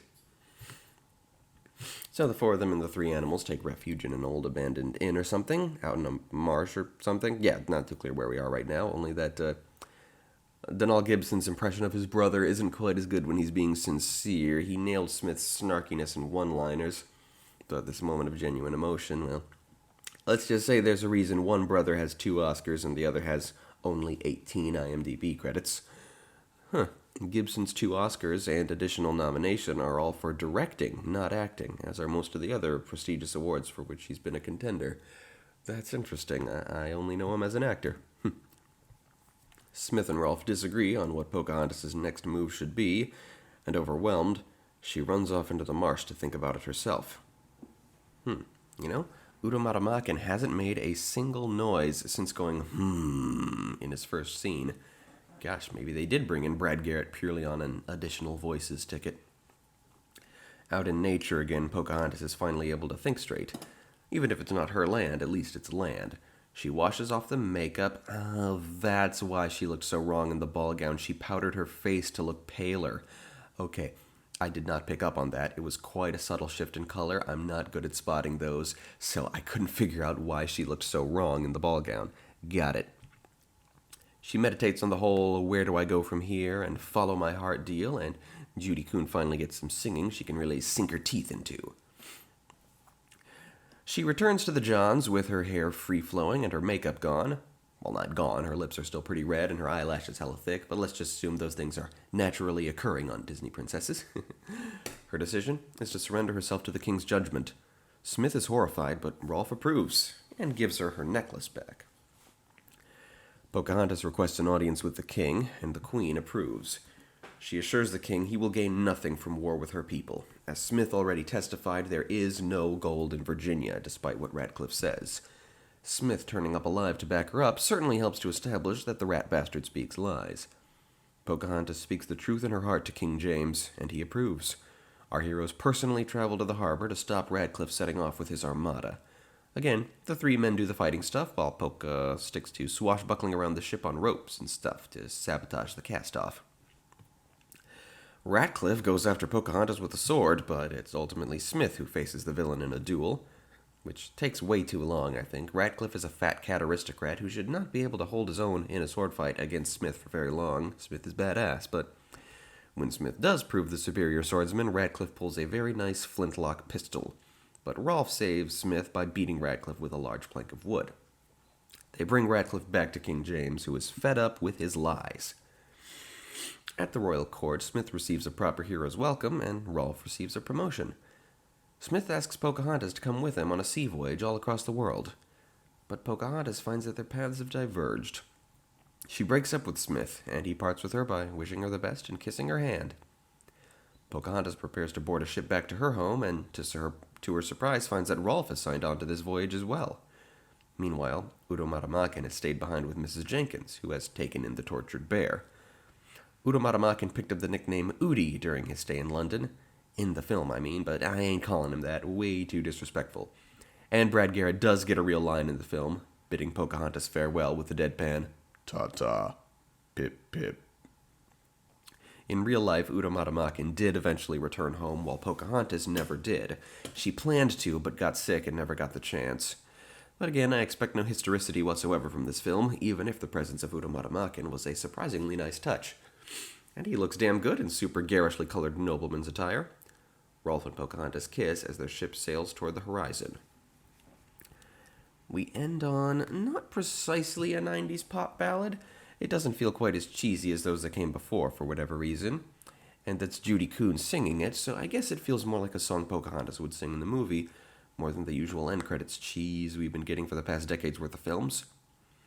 And there's Russell Means right there in the credits. Shit, what the fuck did he do? Because I'm absolutely certain that most, if not all, of Powhatan's dialogue was done by Jim Cummings. Maybe it's a typo. Michelle St. John isn't credited for playing Nakama. Maybe they forgot which actor from the original film they actually got to return. Okay, that's a stretch, but still. Oh shit, Billy Zane sings this song too, so it's sort of a combination of the 90s pop ballad end credit stuff and an actual duet song by the characters. I like the effect. The animation here was certainly outsourced to Japan, wasn't it? Look at all these Japanese-ass names. It's usually a bunch of Korean names in the animation department of most 2D stuff, but in the 90s, Disney Toon Studios farmed out their stuff to Japan and Australia. And Canada, apparently, judging by these credits I'm seeing now. I spotted a familiar name amongst the crew. That's rather unprecedented. Rich Deedle was an assistant editor. These days he works at DreamWorks, still as an assistant editor, and frequently as a voice actor as well. So that was Pocahontas 2. I know I gave it a lot of shit whilst recapping, but honestly, my expectations were exceeded. I had a lot more fun than I thought I would, and hey, unlike Mulan, I got through this entire film in only a single evening, though. Granted, a much longer period of time than the film is, but still. Like Aladdin and the King of Thieves, this film acknowledges the care that went into the first film, and also acknowledges that the true story of Pocahontas can be discovered at your local library. There you go, then. Genres worked back then. A play where everyone lives is a comedy, a play where everyone dies is a tragedy. But no, I'm pretty sure their melodrama is supposed to be funny. I'm pretty sure. I am not privy to Sweet Billy Shake's inner thoughts. Regardless, we're not talking about Romeo and Juliet, we're talking about The Lion King 2, which is actually a romance story about two lovers who bring their feuding families together, which is what Romeo and Juliet pretends to be at first, and what one character vocally hopes will happen, but no, it goes way off the rails. It's brilliant, I'll hear nothing against it. I don't know, it's like the people who either love or hate Romeo and Juliet seem to be under the impression that it ends with the two of them getting married. No, it's like 1/3 of the way through the story, y'all, come on. Playing it straight really misses the point. Does West Side Story play it straight? Like, did Tony and Maria bring their gangs together without dying? I wouldn't know. I'm sorry. That's enough about fucking Romeo and Juliet. What are we looking at here? Well, when the movie came out, it was The Lion King 2 with Roman numeral 2. Now it's with an Arabic numeral 2. Disney does this a lot. They hedge on which numeral they're using. When Frozen 2 started being promoted, we discovered they still fucking do that. We open in a manner very similar to the first film. Cheaper looking, but not bad. The animation is pretty clean in this film. Now, an interesting thing about this film's musical score is that almost all of the songs are direct parallels to songs or moments from the first film, which you wouldn't think would be a good thing. You want a sequel to be its own thing and not just a retread, but for my money, the songs in the sequel are catchier than those in the original. Not better, not by a long shot, just hookier. For instance, we open with He Lives in You. I believe I discussed this back during The Lion King proper. It's a Lebo M song, originally written for the Lion King Broadway show, but repurposed here into this movie's equivalent to The Circle of Life. It has background chanting of Ngunyama, Ningwe, and Mbala. The same words as were chanted in the background of The Circle of Life, but, much more dramatic, And once again, we have Simba and Nala's cub being presented to the rabble. Mild retconning goes on here. In the 94 film, the cub was a boy, and just as baby Simba did, just stared out over the populace blankly. Here, however, we have Kiara, a daughter, our Juliet for the evening, and rather than stare blankly, she looks with genuine interest at the riffraff below and the leaves blowing in the wind, and finds it all very amusing. Our first dialogue comes from Timon and Pumbaa, again, Nathan Lane and Ernie Sabella. I don't have much memory of this, but one criticism of the film is that, well, they don't have shit to do in this film, and they disrupt the tone of many dramatic scenes. Let's find out how true that is. I think that's a recurring problem with some Disney sequels. They try to squeeze in every character from the original film who didn't die, and sometimes some of those characters just aren't well integrated with the story. I don't think it's a massive problem. I mean, they never bring back literally every character. Smash the title, and we have a 10-ish Kiara, played by Michelle Horn. And it's all very familiar, only the lessons come from Matthew Broderick's Simba, not quite so majestic as Mufasa. Moira Kelly plays Nala again. They did pretty well at snaring original cast, but no Rowan Atkinson. Zazu is now played by Edward Hibbert. It's not bad. It's better than Jeff Bennett. Yeah, Jeff Bennett is one of my absolute favorite voice guys, but I'm not crazy about his Zazu. Oh, the animator sure gave Zazu a lot of teeth. I'm pretty sure he didn't have teeth in the original film because he was a fucking bird. I could be wrong, though. No, I think he did have teeth, but I don't think they drew his individual teeth like a human, you know. Kiara has a few rules, as we learn in some very rapid-fire exposition in the form of Kiara's rules being drilled into her once more.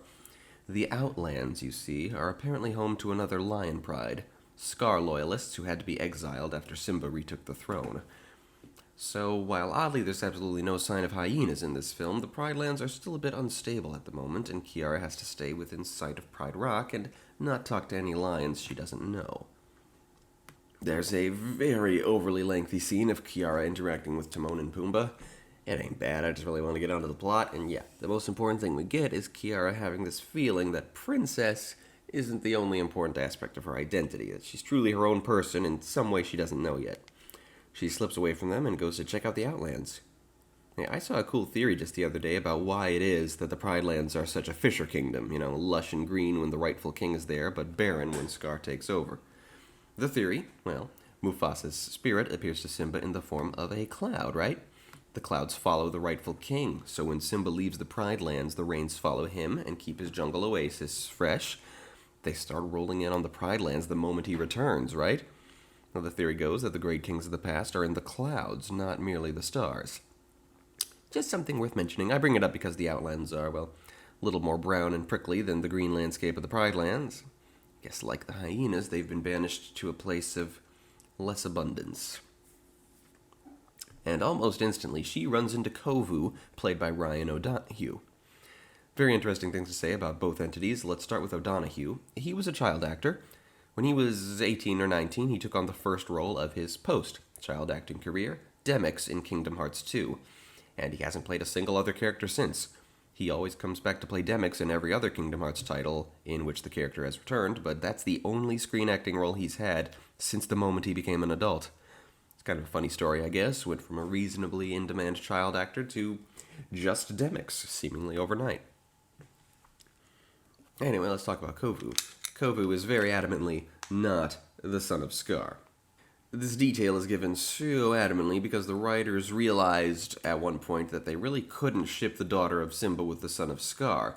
Scar was Simba's uncle. That would make the lovers, I want to say second cousins. I don't know the difference between a numbered cousin and a removed cousin. But, yeah, they patched that by just adding a few lines where they explicitly state that Kovu was Scar's designated heir, not his biological son. And they changed nothing else. He sure as hell looks like Scar. Gosh, he even has green eyes. And they talk about how, you know, Scar's darkness is inside him, which, you know, would make no sense. He never met the guy. But, so the tension is big. Tribal rivalry. They know to mistrust each other. But after escaping a comically massive crocodile attack, like there's a fucking swarm of them and they're huge, but they survive that, and they bond. As they say, there are some things you can't go through without becoming friends, and taking on a mountain troll is one of them. That's specifically a quote from the first Harry Potter book, but apart from the specificity of the mountain troll, it is very true. Friends forged in fire. And, Tiny side tangent. When I say crocodiles, I do mean crocodiles. The alligator-like creatures you find in Africa are, in fact, crocodiles. The terms are not interchangeable. Both alligators and crocodiles are found in the Americas and Asia.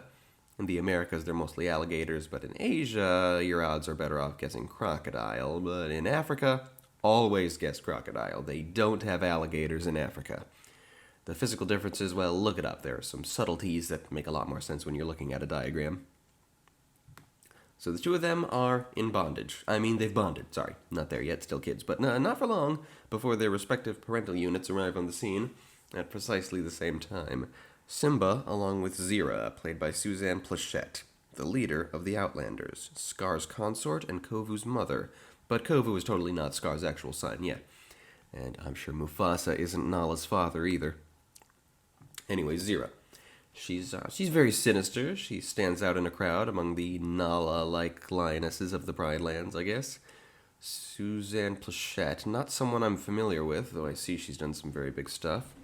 And she gives a delightful villainous performance in this film. Let's just wait and see how good the writing may have been, shall we? Well, it starts off pretty good. She reminds Simba that her child doesn't know the gravity of the penalty for crossing the border, but if he wants to punish young Kovu, he's free to do so. That works, and Simba tells the Outlanders to just buzz off. You know what this movie does that the first movie never did? Show the right side of Pride Rock. I'm serious, remember? The shape of Pride Rock is super iconic because it's always seen from the left. This movie missed the memo, as cheap sequels often do, and the landmark is filmed from the other side, probably more often than it's filmed from the familiar angle, honestly. So now we have a repeat of Mufasa's "You have deliberately disobeyed me" scene from Simba to Kiara. I'm getting the vibe that Nala, like Timon and Pumbaa and Zazu, doesn't do shit in this movie. And like Mufasa's lecture, it moves on to being about the circle of life, the cycle of the monarchy. Unlike Mufasa's lecture, it becomes a song. Now, it still fits. Mufasa was going to have a musical number, not during the dramatic nighttime lecture, but earlier when touring the Pride Lands. It was cut because James Earl Jones singing just gave everybody the giggles. The song is called "We Are One." It's quite good. Joseph Williams does not return, so Matthew Broderick's singing double in this film is Cam Clarke, a reclusive but extremely prolific voice actor who has quite a bit of experience taking over the role of Simba altogether, such as in the Timon and Pumbaa cartoon and in Kingdom Hearts 2. Kiara again addresses her ambitions of being herself, as well as being a link in the chain of the monarchy. Simba doesn't give a satisfactory answer, but I can forgive that. It's a song. You can't always coherently make your point in song. Oh, snap. Detail. They pass by a number of non-Leonine Pride Land citizens during the song. The various other animals of the savannah were always in the background in the original film and looked more photoreal than the characterized characters. But here we see quite a lot of them, and they're given more expressive features. I like that. It makes the Pride Lands feel like more of a kingdom. They even get a musical number later, the only number not to have a direct equivalent in the first film. More on that when it happens. Anyway, the detail I noticed among the various Pridelander families, ostriches, and the mother is dull brown instead of black. Only male ostriches are black. I have never seen a female ostrich depicted correctly in media before, not even in, educational simulation games about zookeeping or safaris. Nicely done, Lion King 2. So yeah, Simba assures Kiara that who she is the future queen, and it's very much not what she was hoping to hear. Quite a bit of African chanting in the background of the song. Unlike the first movie soundtrack, they don't limit the actual African cultural stuff to just the prologue and one phrase that gets another musical number. They put quite a bit more African influence into the overall soundtrack. Most post-movie stuff in the Lion King franchise does this really, just acknowledges African people and culture more, even though there are no humans in the setting. Just in the use of language and music, and I'm all for that. I think the original film could have stood to be a bit more African. We return to the Outlanders in their lair, such as it is. We meet our main Outlander characters. Nuka, played by Andy Dick, is Kovu's elder brother. I think maybe Nuka is actually Scar's son. Maybe. Either way, he's a guy who, despite being a gangly goofball and, Andy Dick, he's a rather dark character, envious of Kovu being the one groomed to be king, despite he, Nuka, being older and possibly actually of a royal bloodline, we don't know. It was explained earlier that Kovu was chosen as a successor because he was the last cub to be born before Scar was deposed. So I guess Scar didn't choose him because he didn't know he was about to be deposed. I guess Zero chose him for that symbolic reason. You know, sometimes it feels awkward putting more thought into a story than the story's writer did, but I think it should be seen as a good thing. It means the story really got you thinking, after all. There's also Vitani, a girl cub, played in her cub form by Lacey Chabert. I know she's an adult in the second half of the movie, just like Kiara and Kovu are, but I don't remember what her role is in the story. It's gotta be something. She's here and she's new. Vitani has purplish eyes. Nuka's are the standard brown, while Kovu's are Scar's green, as I said. Zero returns Kovu to the lair and initially chews him out, but then realizes that Kiara and Kovu becoming friends actually isn't the worst way to engage a scheme to overthrow Simba. So she puts Kovu to sleep with a lullaby called, well, My Lullaby. It's our parallel to Be Prepared in that, well, it's our villain song. Zero even engages in some similar choreography. And it's quite disturbing. It's a lullaby about how she dreams of slaughtering Simba's people and how it's a rather relaxing thought. Oh, I just realized the Outlander's lair is a termite mound. That's why Nuka is always complaining about being covered in termites. That never made sense to me, even in kindergarten. I didn't know the word parasite, but I knew that termites, weren't that. Not the kind of bugs that live on animals and make them itch. So I figured it was a writing mistake, but I get it now. He's covered in termites because they live in a termite mound. Gotcha. Cut to Rafiki in his home, played again by Robert Guillaume. He's speaking to an unseen and unheard spirit of Mufasa. And as he's speaking of an ever more beautiful Kiara and ever stronger Kovu, I guess it's been a few years. He worries about Zero's plan, but Mufasa sends him a sign, which he interprets as a desire for Kovu and Kiara to unite and mend the rift. I guess this makes Rafiki the Friar Lawrence in this story. That's actually rather clever. Rafiki never had a Hamlet counterpart, and that easily enables him to fit into the Romeo and Juliet story. There aren't a lot of other good parallels, though. Nuka has Tybalt vibes, even though Tybalt is a member of Juliet's family, not Romeo's, but if I recall correctly, he has a very similar story role. And obviously Zero is Lord Montague, and Simba has gone from being Hamlet to becoming Lord Capulet. Other than that, there aren't a lot of parallels. And yes, indeed, this is our time skip. Our main characters are adults, now only 1/3 of the way into the film instead of halfway like the original. So before we get into the second act of Simba's Pride, I was wanting to mention one episode of the 2016 to 2019 Disney Junior program, The Lion Guard. Possibly more than one episode, I don't know. I don't keep up with that show, I'm just aware of the one. Anyway, the Lion Guard posits that Kiara had a younger brother all the while. I'm blanking on his name. Starts with a K. Had to look it up. It's Kion. So Kiara had a little brother, Kion, who made no appearance in this movie. He was the captain of a multi-species royal guard with supernatural powers.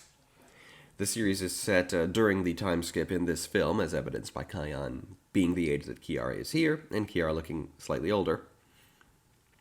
And at one point that I've seen, Kiara gets the spotlight in an episode that features the Outlanders from this movie. Suzanne Plachette died in 2008, so the role of Zira is taken over by, I think, Nika Futterman, but Andy Dick returns as Nuka and Lacey Chabert as Vitani.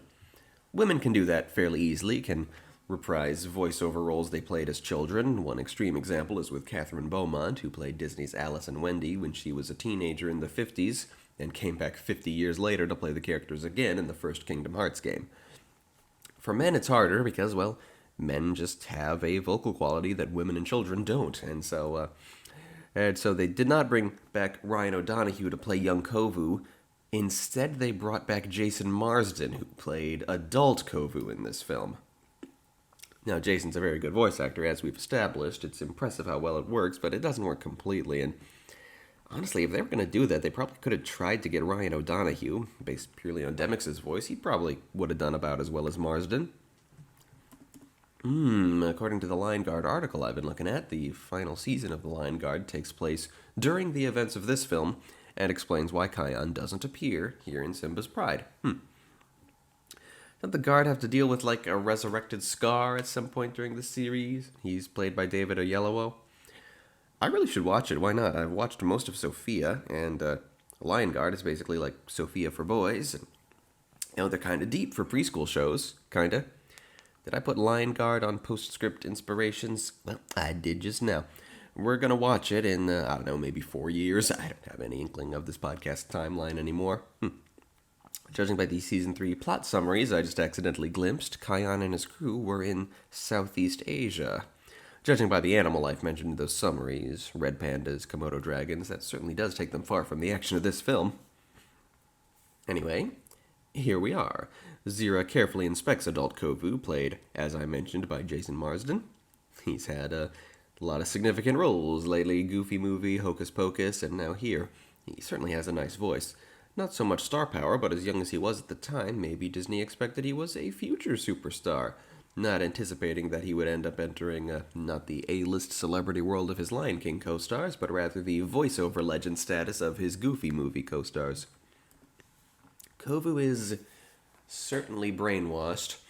Earlier, we saw Zira asking him rhetorical questions about who he is and what his destiny is, and him answering them by rote, and post-time skip, she's doing it again.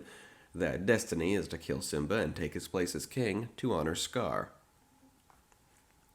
Back at Pride Rock, adult Kiara is played by Neve Campbell. Her design is, my initial reaction is that she's unremarkable, but now I realize, wait, she has a yellow coat like Simba and Mufasa rather than the cream-colored ones of most of the lionesses.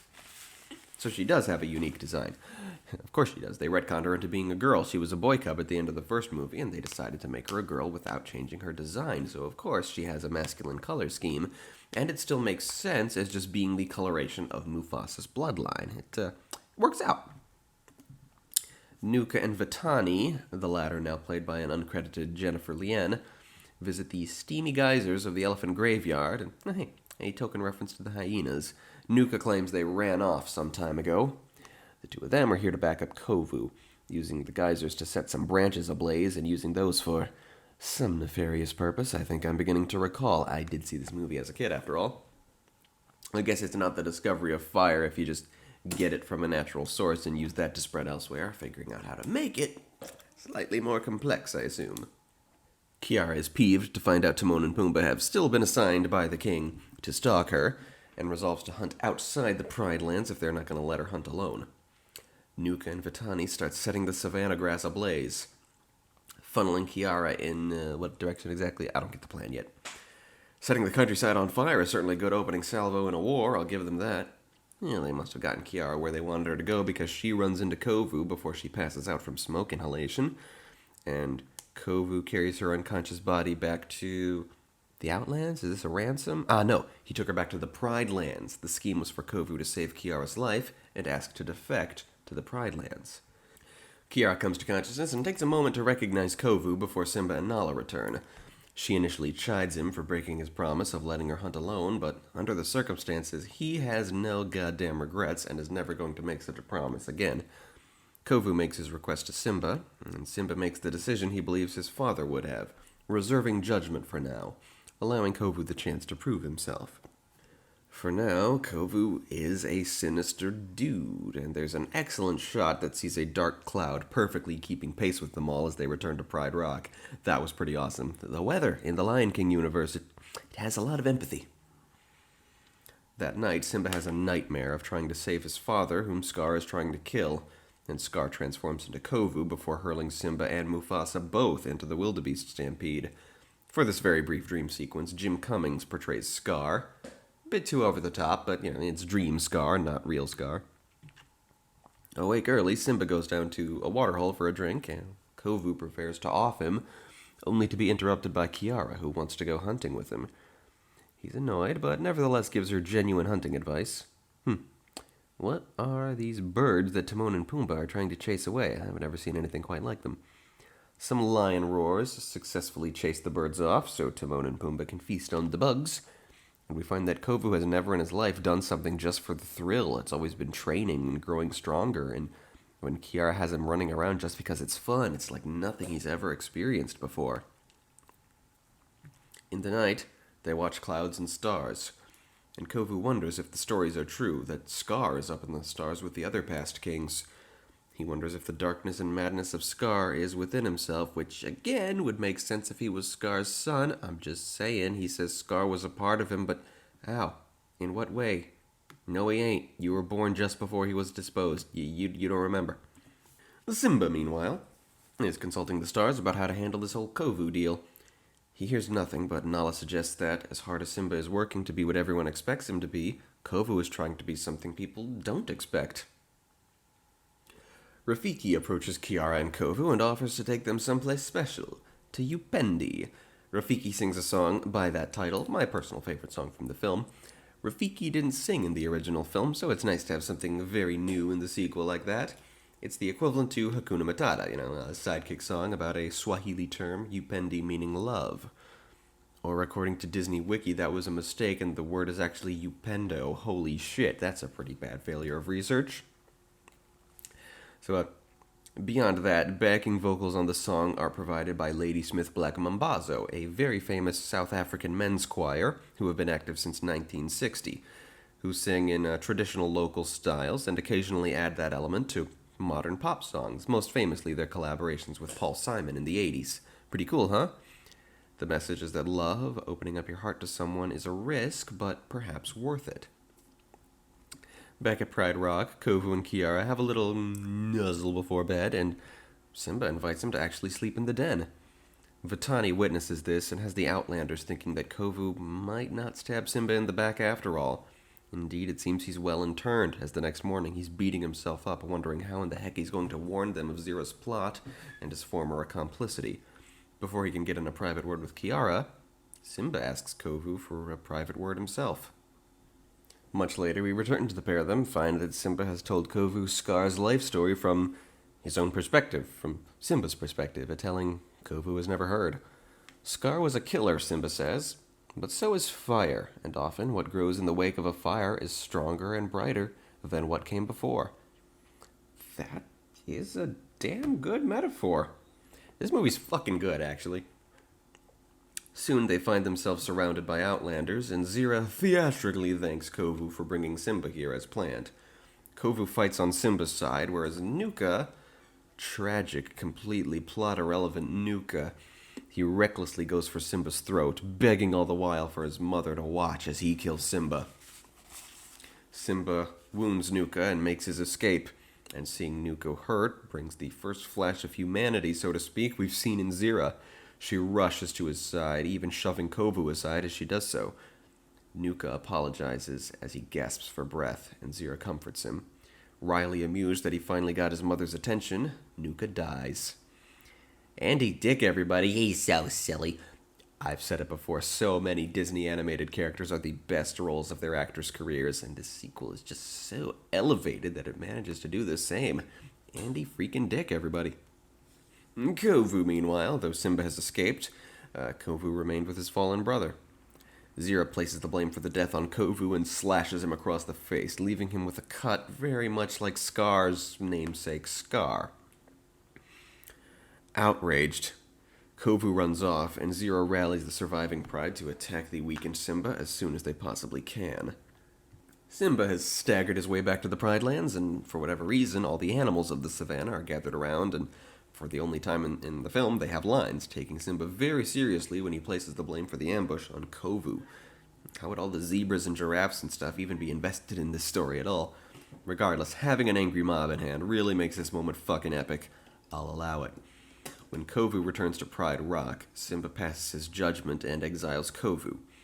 Kiara wails with sorrow, and Kovu is chased away by the judgmental glares of the animals of the Pride Lands who sing One of Us. That is to say, as in he is not one of us. It's the only song in the film without a counterpart in the first. A many-layered call and response sung by all sorts of soulful black singers who unite into an epic choir. Again, I have no idea why the animals of the Pride Lands are so invested in the goings-on of the lion aristocracy, but it's a pretty awesome moment. I especially like the one bass voice among them. I have a lot of fun with deep voices. He asked for trouble the moment he came. He gets that one solo line, and then you can faintly hear him in the choir after. And so Kovu is driven out. Simba is firm on his decision, but Kiara gives him one final piece of cutting words. You will never be Mufasa. She sneaks out the back of Pride Rock and tracks down Kovu. It takes her all night, but they meet again for their great love duet. I believe the title is Love Will Find a Way. Naturally, it's our counterpart to Can You Feel the Love Tonight? Gosh, this movie has a counterpart to all 5 songs in the first film, plus 2 other songs. More songs than the original. That's crazy. Kiara's singing voice is by Liz Calloway. She's come up before. She was Jasmine's singing voice in the Aladdin sequels. Being a singing double in Disney knockoffs is kind of her thing. She's not only done so in Disney's own cheap sequels to Aladdin and the Lion King, but she also sang for the title characters of Richard Rich's The Swan Princess and Don Bluth's Anastasia. I've probably said all that already. I'd remember for sure if I wasn't so bad at getting these stupid things done. Kovu's singing voice is some guy called Gene Miller. I gotta say, the song doesn't really sound like Kiara and Kovu are singing it. Their lips don't move, which granted is true to Can You Feel the Love Tonight, but the singers just don't sound like the youthful speaking voices of the characters. It's like the 90s pop ballad actually made its way into the movie. So they're very happy to see each other, and they lick each other, and Kovu feels like running away. But Kiara recognizes now what her father meant by "we are one."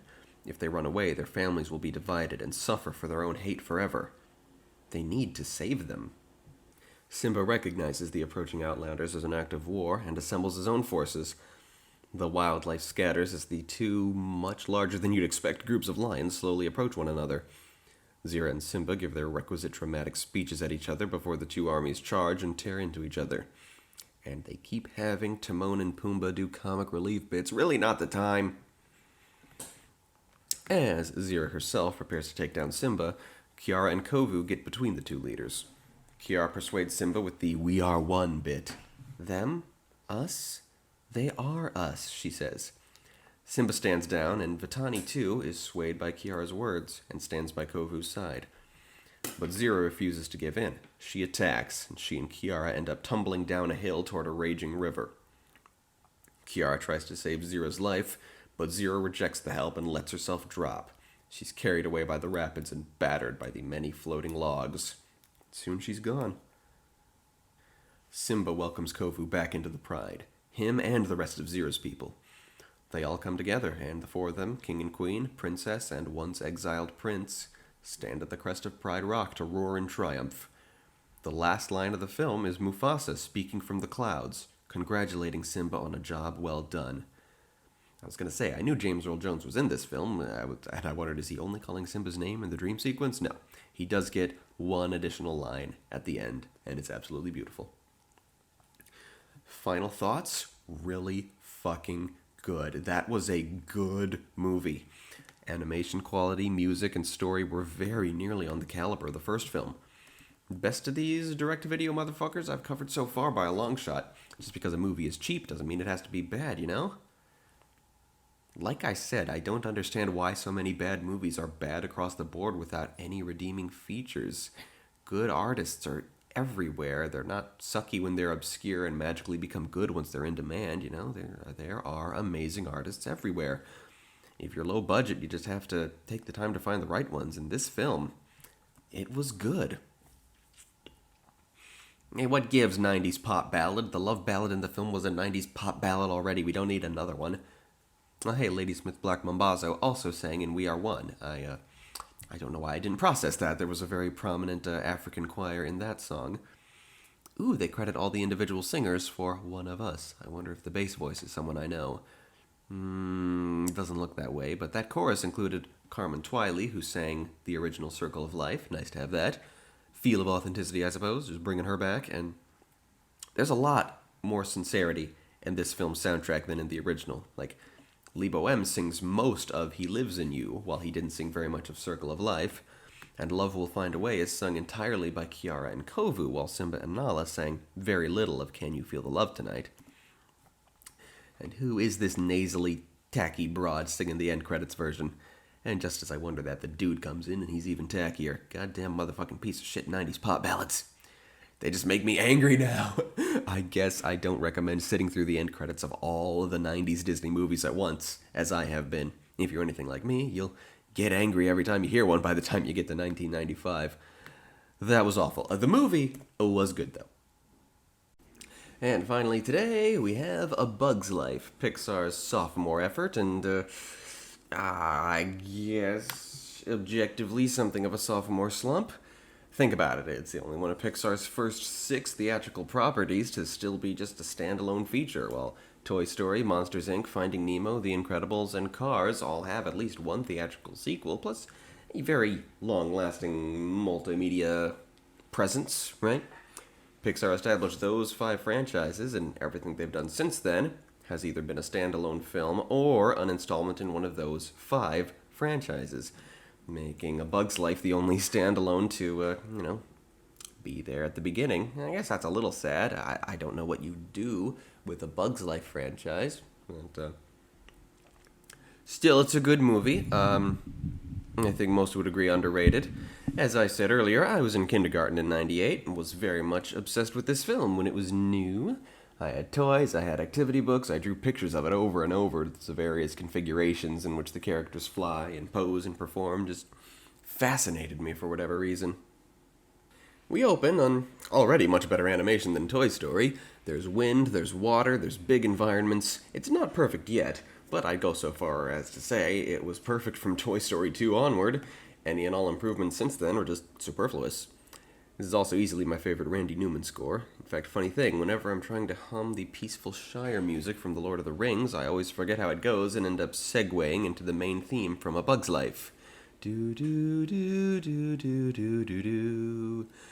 We're working on the first teaser for a regular fantasy right now, and I told the composer to roll with that concept for this series' score, a concept of what if Randy Newman had scored The Lord of the Rings? We open on Ant Island, a very tiny island in the middle of a riverbed, a currently mostly dry riverbed.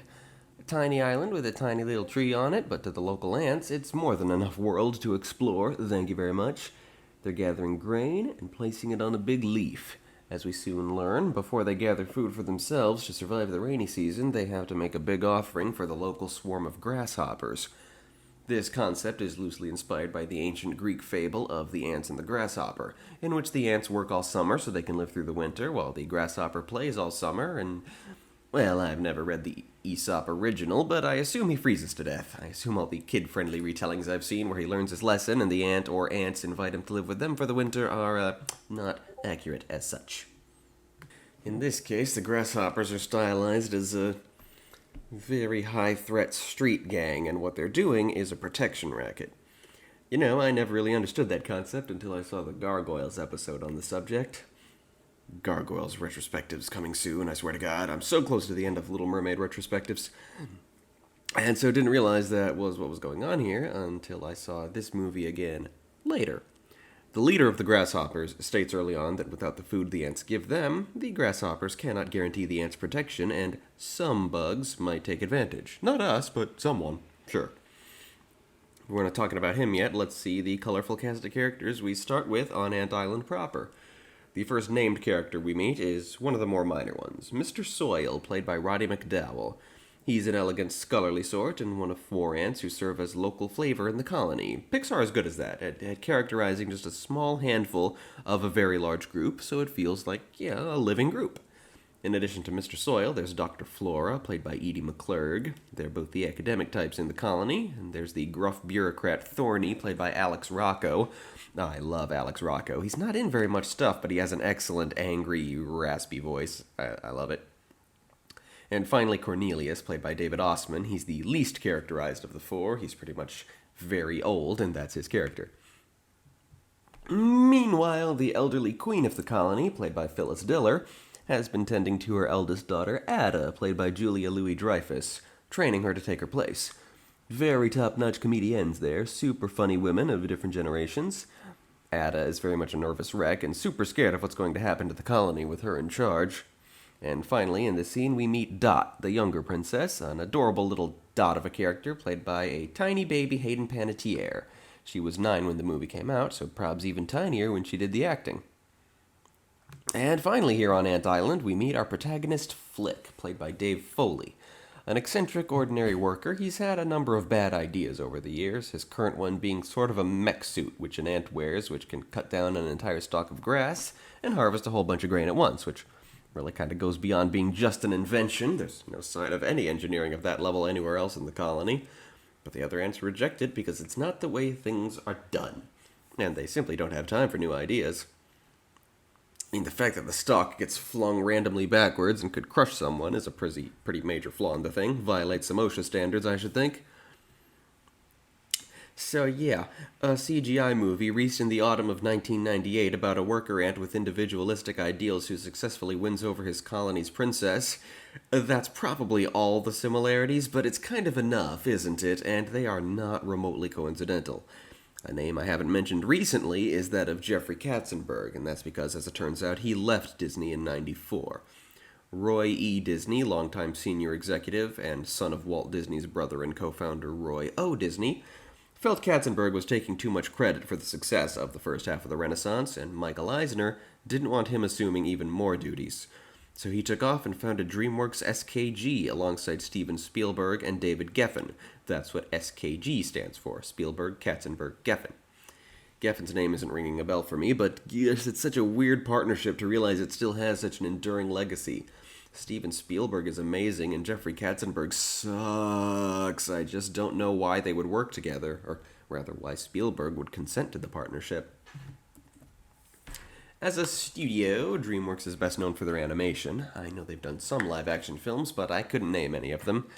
The animation studio is what the name is best known for, and they have a style of animated filmmaking that was codified by Katzenberg to be distinctly anti-Disney, a style which is somehow simultaneously extremely distinctive and yet meandering and lost, like it has no idea what it's trying to be. The first idea DreamWorks Animation put into play was The Prince of Egypt, an animated musical typical of the Renaissance, but instead of a fairy tale, they sought to make it an epic film in the vein of the Charlton Heston film The Ten Commandments. And indeed, it tells that exact same story from the biblical book of Exodus, the story of Moses. And it's awesome. I'll be talking a lot more about The Prince of Egypt after the Disney collection is done, when we'll be covering all major traditionally animated films not made by Disney. Suffice it to say, it was a great success.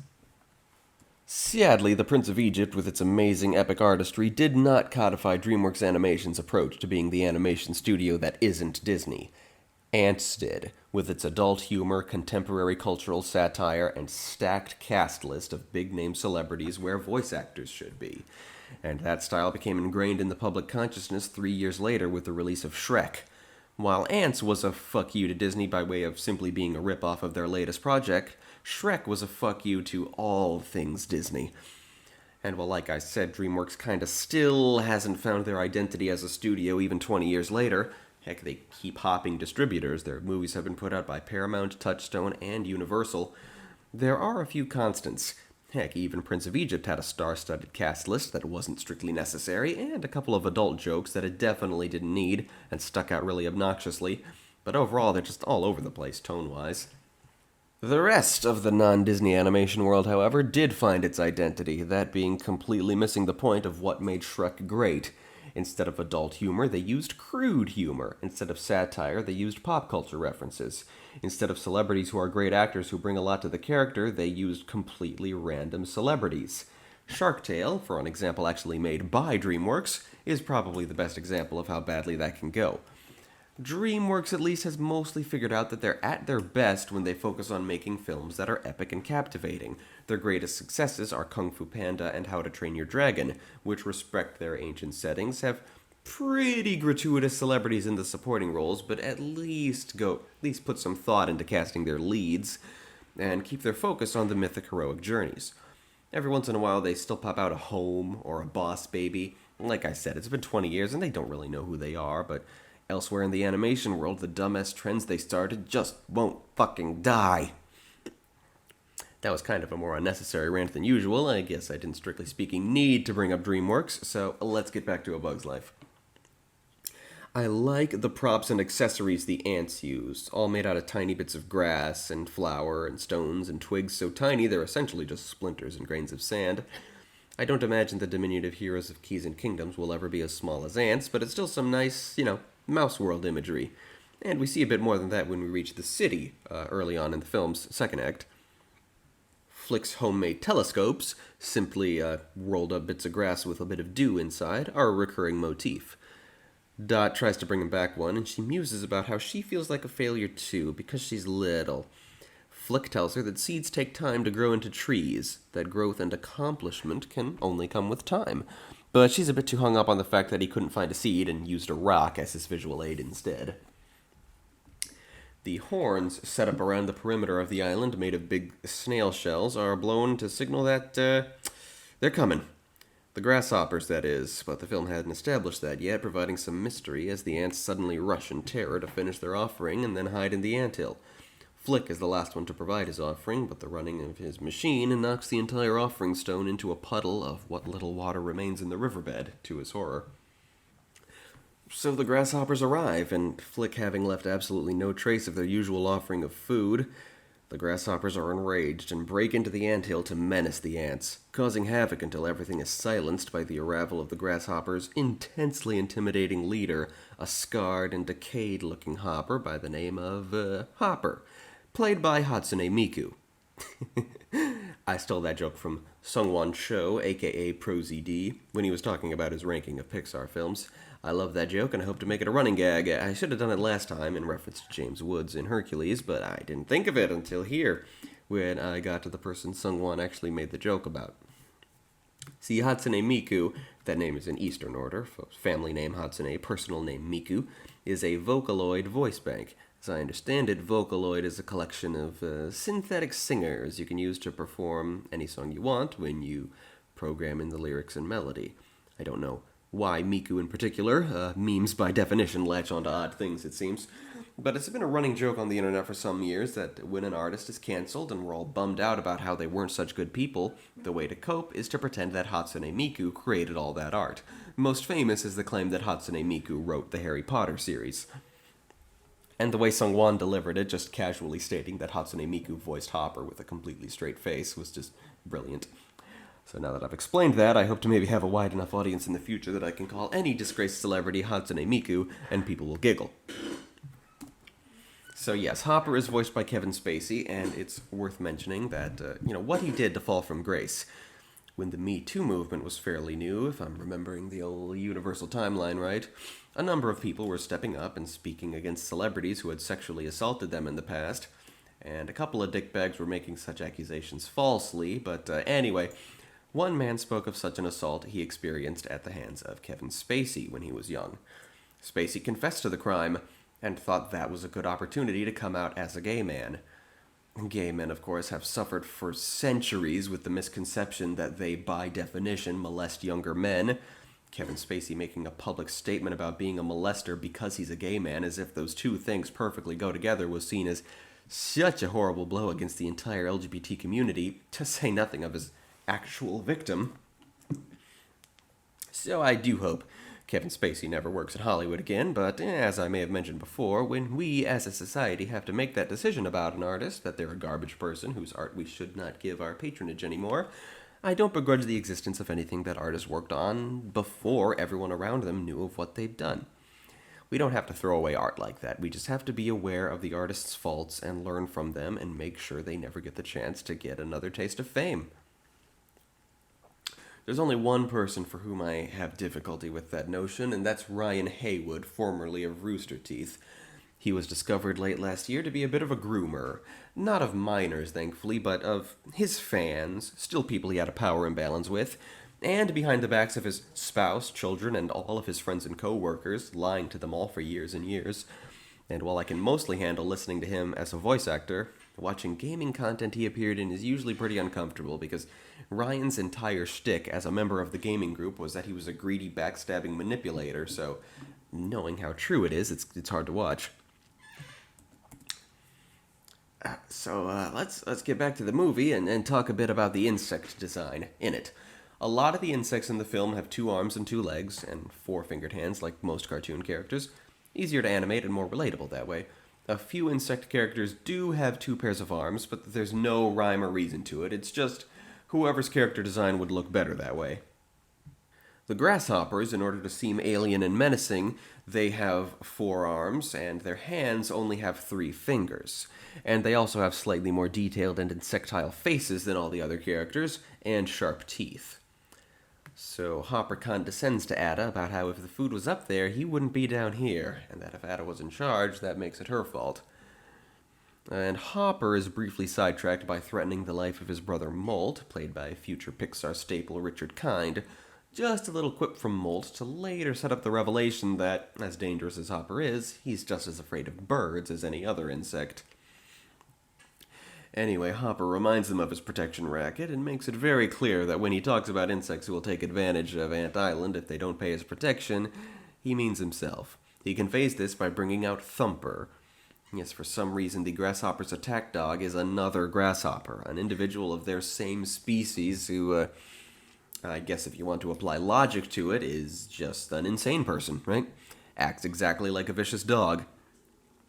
And while he's taunting Dot with the threat of Hopper, Flick steps forward and demands Hopper let the little princess go. Hopper frightens Flick into getting back in line, but the damage has been done. Hopper will remember later in the film that a single ant dared to speak out against him. Hopper demands the ants do it all again, to spend the summer picking double the amount of food he usually asks for. He'll be back at the end of autumn. Not sure where this is supposed to take place. I mean, somewhere in the south, clearly, as there's summer and autumn, but instead of winter, they have the rainy season. And it seems the grasshopper's home is in Mexico. They ride off. Sort of. It's a nice visual. When the swarm sets off, Hopper always declares, "Let's ride!" And they all whip up their wings and start buzzing before actively flying off. Gives them a motorcycle gang aesthetic, specifically.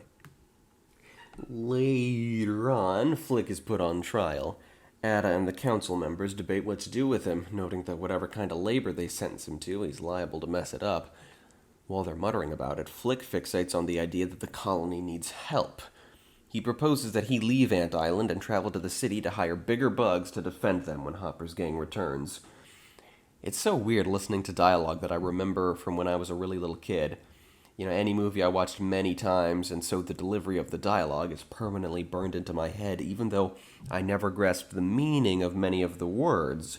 So to hear it again as an adult who understands every word he's saying and the implications, it's a little surreal somehow. Anyway, the council is strongly against the idea of anyone leaving Ant Island. They've never done that before, but Flick leaving Ant Island is a good way to make sure he doesn't actually try to do anything helpful while they're gathering, so they give it to him.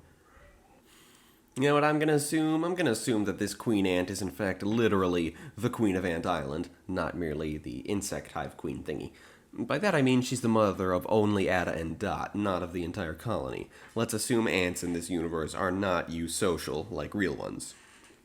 Ant, and another DreamWorks film about Hymenoptera, B-movie, both address the fact of what a hive queen is in a eusocial insect colony, but then did not subsequently address, why the insects don't have roles according to which of the 3 or 4 sexes they are, why Barry in B-movie has, parents instead of, the queen. He's asked what the heck the deal is there, but we don't get an answer. I don't know. One thing this movie does right is that so-called princess ants have wings. In real life, queen ants do have wings, and so do all the males. That way they can fly off to start their own colonies. And those are 2 of the 3 ant sexes, the other 2 being workers and soldiers, who are sorta kinda both females. So this movie's portrayal of winged ants is closer than what DreamWorks did. In Ants, just some random minority of male soldier ants have wings. And the queen herself, back to talking about A Bug's Life, the queen herself also has wings and just never uses them. For years, I thought that was just a mistake in all the storybooks I had, but no, I'm seeing now she's got them in the film. They're just much harder to see than those of her daughters, for whatever reason. Real queen ants actively remove their wings for protein once they start laying eggs, and also, of course, develop an immensely swollen abdomen permanently full of eggs. And so, as the ants prepare the damage the grasshoppers did to the anthill, Flick picks up some traveling gear and heads to the edges of the island, pretty much oblivious to the fact that he's being sent on a suicide mission, even when 2 young boy ants share that their dads are betting he'll either come back in tears with no help or not come back at all. He floats across the river on a dandelion puff and heads for the city. There's a continuity error I noticed even when I was a little kid and didn't know what such a thing was. As Flick leaves, one of the boys says, "Your dad's right, he's gonna die," except the one who says it is the one who said his own dad was betting on that outcome. And so we cut to the city. It doesn't seem to have a name, it's just the city, where we meet our 7 samurai for the evening, except there's, 9 of them. They say this plot was conceived as a combination of the grasshopper and the ants and 7 samurai. I don't precisely know what Seven Samurai is about, but I imagine it's similar to the classic comedy film Three Amigos, as that film also has what strikes me as a very old storyline. It has that vibe like it originates in Japan. A village besieged by bandits seeks help. They mistake some entertainers for mercenaries who can help them. The entertainers take the job thinking it's an entertaining gig, and eventually they realize they're actually in danger. The villagers may or may not realize they've made a mistake, and the entertainers are frightened at first, but eventually step up to the plate and become real heroes. I'm discovering that's not what Seven Samurai is about, that this trope is usually about real mercenaries, with the variant that they're actually performers being specifically borrowed from Three Amigos. Got it. So bit by bit, we meet our circus performers turned mercenaries as they perform at P.T. Flea's circus for an audience of rowdy flies who constantly heckle them.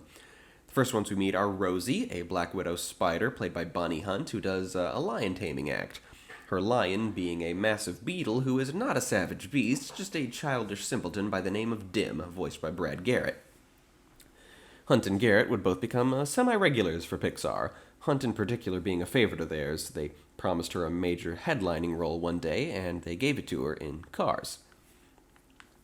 After that performance goes badly when Dim genuinely gets an owie and starts crying, P.T. Flea himself, played by the ubiquitous John Ratzenberger, desperately starts the next act. The three clowns, who are our primary representatives of the circus crew as a whole. Their leader Slim the Stick Insect, played by David Hyde Pierce, Francis the Ladybug, whose beautiful appearance leads to a shocking reveal that he's played by Dennis Leary, and Heimlich the Caterpillar, played by Pixar's own Joe Ranft. Pixar has a grand tradition, you see, of using its own employees as the voice actors in the story reels for their films, and not only that, but often enjoying those performances so much that those employees end up actually being cast in the role for the final version of the film. There are no credited examples in Toy Story, all are relegated to the additional voices, but known examples include Joe Ranft playing Lenny the Binoculars, and Jeff Pigeon playing the Squeeze Toy Aliens.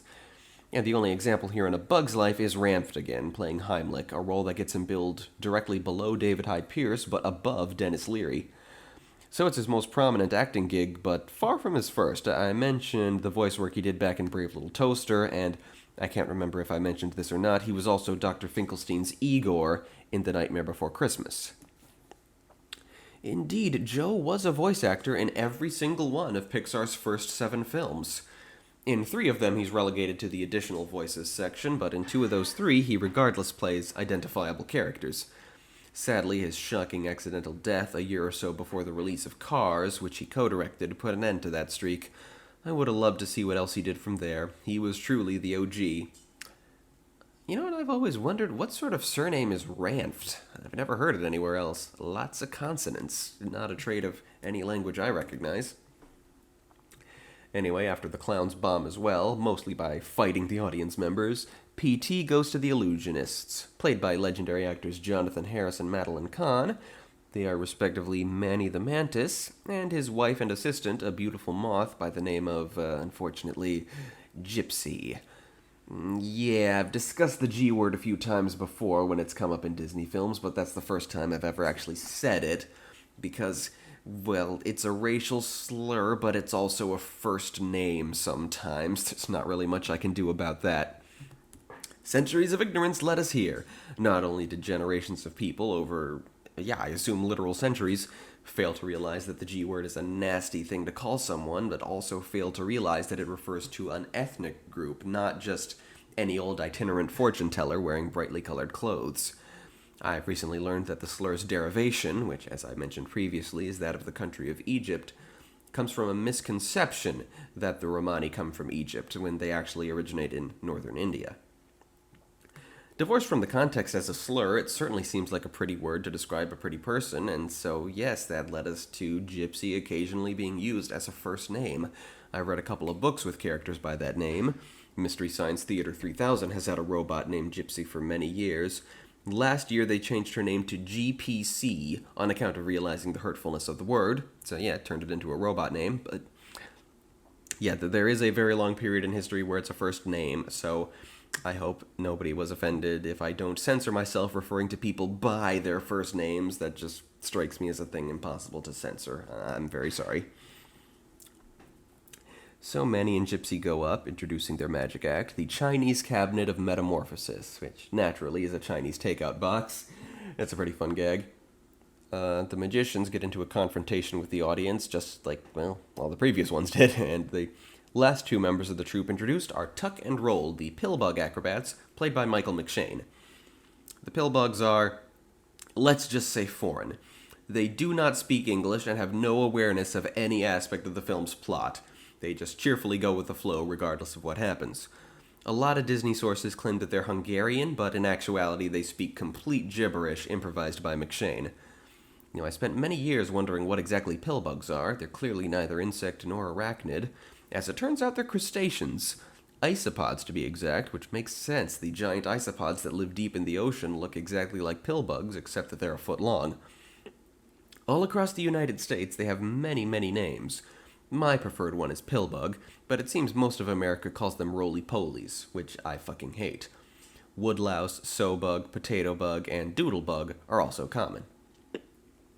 Anyway, PT tries to save the performance with a new act called Flaming Death, which involves the use of matches, lighter fluid, and flypaper, and gives Rosie 15 seconds to save Tuck and Roll's lives before they burst into flame. The absurdly dangerous stunt goes horribly wrong, and it's PT who ends up stuck to the flypaper and wreathed in flames. He survives by cartoon logic and coldly tells the 9 performers that they're fired. That night, we see the city proper. It's underneath a rusty old trailer with the Pizza Planet truck parked next to it, made of various abandoned boxes and cans. Flick finds his way there and is very obviously a tourist, and makes his way to what strikes him as a tough guy bar, where the circus performers happen to be hanging out for one last drink before they part ways. Some of the flies from the audience find Francis and start harassing him. For whatever reason, the clowns think they might intimidate the flies with their Robin Hood routine. It doesn't work, but due to the crowd that quickly assembles to watch the fight, all Flick witnesses is Francis's grand declaration that they are warrior bugs, followed by the entire building tipping over as the circus bugs attempt to run away, resulting in what looks like them emerging triumphant from a pile of bodies. Flick's impassioned speech begging them for help gives them the vibe that he's a talent agent offering them a gig at the dinner theater the colony has prepared for the grasshoppers. They head for Ant Island, and as I said, when I was little, I was fascinated by the configuration in which they fly for whatever reason. Dim does the heavy lifting, with Flick, Tuck, and Roll on his head, Rosie on his back, and Heimlich being carried in his legs. Francis carries Slim, and Manny and Gypsy both fly alone. Similarly, the epic pose they strike when they land, I've always loved that too. One thing I forgot to mention, Dim is a highly stylized rhinoceros beetle, but 8 years after the film's release, a new species of rhinoceros beetle was discovered in Peru, which bears a striking resemblance to Dim. Not that striking, but it looks more like Dim than any previously known real species of beetle ever did. The discoverer of the new beetle called this phenomenon the Dim effect, for when nature is found to have produced something previously only seen in art. I don't know if that term caught on. It's also unknown if the dim-like beetle is a typical specimen of its species or just a mutant, as only one individual has been found. Not the last time Pixar would create a species that would later be actually discovered. The Good Dinosaur features a legged snake, a creature unheard of until practically the same week that the creature was first seen in one of the movie's trailers. On Ant Island, the ants are already exhausted, having gathered only a fraction of their quota. But soon, Flick and the circus bugs land in the middle of the island and strike a pose. Ada is shocked that Flick actually found someone, and that everyone now seems to expect the colony to actually fight against Hopper's gang. But her advisors figure it's the miracle they need. Francis makes a big speech to the crowd, promising to knock the grasshoppers dead when they arrive. The miscommunication lingers only a bit longer, as the ants put together a little party to thank their guests, and Mr. Soyle and a number of second graders put together an artistic representation of what they expect will happen. I do love the performance. It's so innocently morbid. They do not sugarcoat that some of their side are likely to die. And just the best part is the depiction of the various types of child actors. Some of them being confident, some of them being shy, one resenting the hell out of having to be there, and none of them being good performers. Anyone who was ever in a theater club in elementary or middle school very much knows the types. So while Ada makes a speech thanking the so-called warrior bugs for coming to their defense, and Flick for recruiting them, Flick hijacks the speech, and Rosie whispers to him the misunderstanding. In a panic, Flick and the circus bugs head out into the grass for a private conversation, Flick and the performers both feeling they've been deceived. When the circus bugs want to depart immediately, Flick expresses some very sincere suicidal desires and tries to chase them down. As they try to escape, Flick clings to Slim's leg, weighing them down and accidentally bringing them into the territory of a gruesome monster. A pretty little goldfinch. Yes, the most adorable little birdie, but if you happen to be a bug, I love what they do, making the bird extremely realistic in comparison to the actual characters with just slightly more sinister predatory features than an actual finch has. Dot, who was pursuing the troop as they escaped, is targeted by the bird. Frances tries to save her, but gets hurt, and they fall into the cracks of the riverbed. With Flick's guidance, Slim and Heimlich bait the bird into pursuing them, while Flick, Dim, Manny, and Rosie retrieve Dot and Frances. Gypsy flashes an intimidation display to delay the bird further as they all return to Ant Island, into a tiny thorn bush where the bird can't follow. The ant colony, unaware that this all started with their saviors trying to ditch them, erupt in raucous cheers. And the performers have to admit that a bit of praise and adulation is wonderful. They are brought into the anthill to give Frances medical attention. Ada gets a moment alone with Flick and confides she's surprised that her idea worked in the slightest, feeling like the whole colony is waiting for her to screw up. Flick finishes that sentence for her, and she realizes they're both suffering that kind of thing. She assigns Flick to be the official liaison between the Queen and the warrior bugs, and commends him for his part in rescuing Dot from the bird, noting any bug would be petrified with fear in such a situation, even Hopper. This is Flick's eureka moment, and he returns to the circus bugs with a brilliant plan that'll chase off the grasshoppers without anyone having to fight, without anyone having to learn the circus bugs aren't actually mercenaries, and without anyone having to know Flick was the mastermind. The bugs are reluctant, until the two boys arrive, asking for the warriors' autographs. They oblige, bathing in the adulation, giving themselves military ranks in the process, and agreeing to Flick's proposal. In a nice transitional shot, we go from Flick pitching the idea to the bugs, to Manny pitching it to Ada's council, to Ada rallying the entire colony for it. The plan? To build a giant mechanical bird to unleash when the grasshoppers arrive and scare them off. And in a wonderful montage sequence, the bird is put together and hidden away in the tree. And I just noticed for the very first time, despite being mostly uplifting, the montage ends on an ominous note, as we see that no food was gathered during the bird's construction.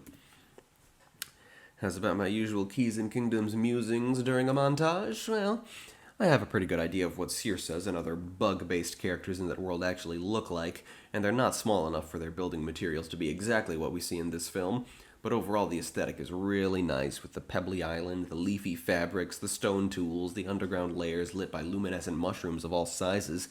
That's the kind of stuff I gotta remember. And the classic plot is of course great for RPG worlds. I mentioned Seven Samurai. TV Tropes calls this plot of a band of heroes hired to protect a village the Magnificent Seven Samurai, a play on how the Japanese film Seven Samurai was essentially remade in the US into a gunslinging western, The Magnificent Seven, and those are the two modern-day codifiers of the trope. We cut now to Mexico, I think, as I said earlier. Maybe New Mexico or South Texas. The warning sign is written in first Spanish, then English, so I don't know where that happens. But the grasshoppers live in a sort of resort built out of an abandoned straw sombrero beside a puddle. My favorite gag from the scene is that the mariachi band, the staff of the place are mostly mosquitoes, they're all playing La Cucaracha, and a pair of drunken grasshoppers are attempting to sing it but don't know any of the words apart from the title. So they just go La Cucaracha, La Cucaracha, da da da da da da da, Cucaracha, La Cucaracha, da da da da da da. Molt is talking to a couple of grasshoppers he later identifies as having the names Axel and Loco, voiced by a couple of pro voice actors stuck in the additional voices section, Carlos Alazraqui and Jan Rabson.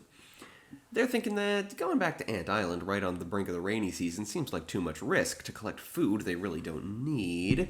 As this resort demonstrates, they have plenty to spare.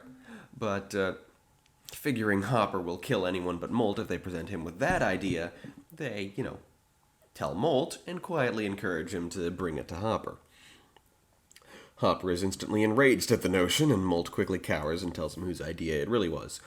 So Hopper goes out into the lobby and tells the swarm that he gets it. They do have enough food to get through the winter, but he remembers Flick, the one ant who dared to stand up to him. To make a point, Hopper throws individual kernels of grain at Axel and Loco, demonstrating that it doesn't hurt. Then he kills the pair of them by burying them in an avalanche of grain. The ants, he reminds his surviving gang members, strongly outnumber the grasshoppers and must be kept intimidated lest they develop another ounce of courage and turn against the swarm. So they're going back and making damn sure the ants give them what they asked for. Back on Ant Island, the colony and their guests throw a big party to celebrate the completion of the bird. The circus bugs tell Flick there's no need to sneak them out the back before the grasshoppers return. They'll stick with the colony a while longer. Flick and Ada have their iconic tangled antenna moment.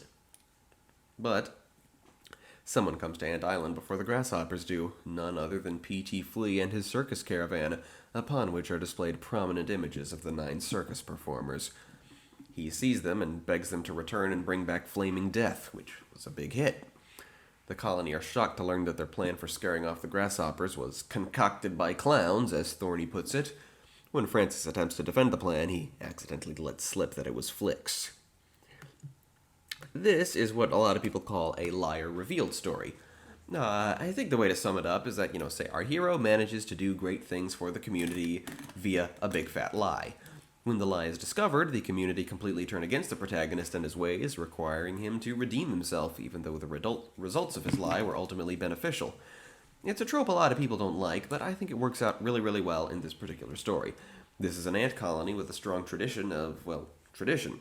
So taking risks and doing things differently at the urging of outsiders was difficult for them, and when they found out it was all under false pretenses, it's easy to see why they'd panic and return to the old ways, even if the new ways would have worked out.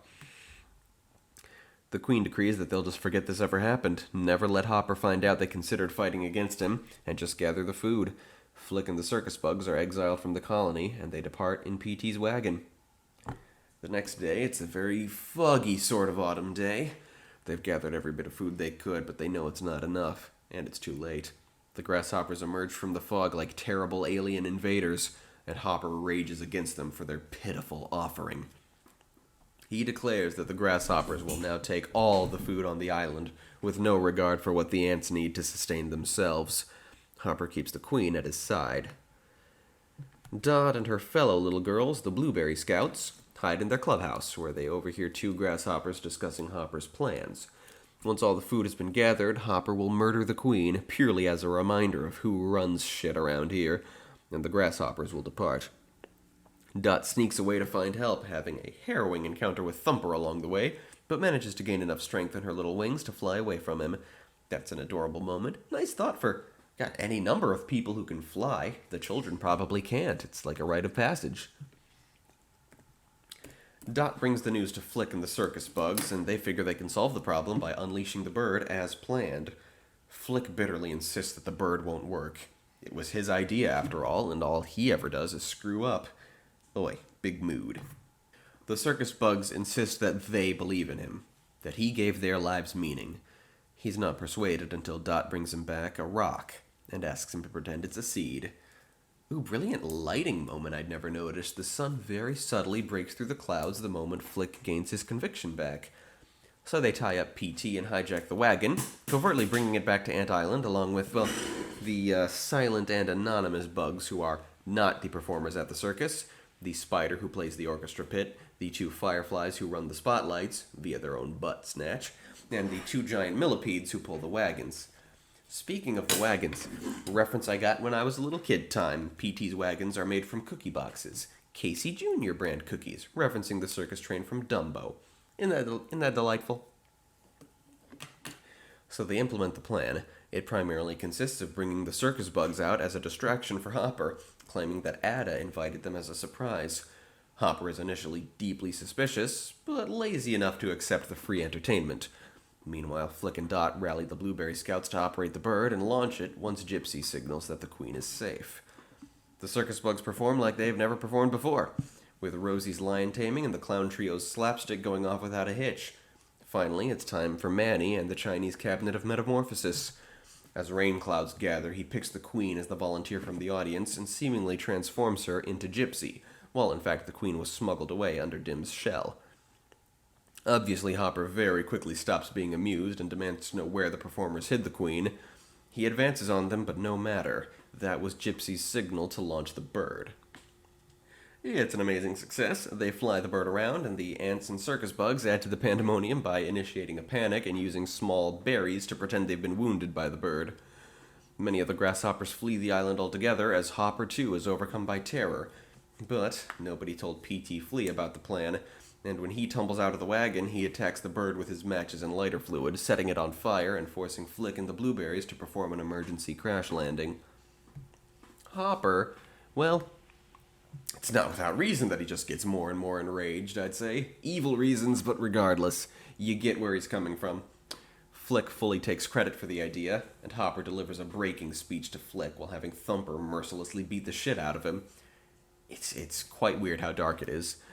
The very bruised Flick makes a speech in return that the ants can't possibly be as weak as Hopper says they are, because every year they pick food for themselves and Hopper. And you know it, don't you? He asks. In response, Hopper goes in for the kill, but Ada guards Flick's body with her own, and Hopper realizes that the ants are forming ranks. The ants charge, and Hopper's already depleted swarm ditches him completely.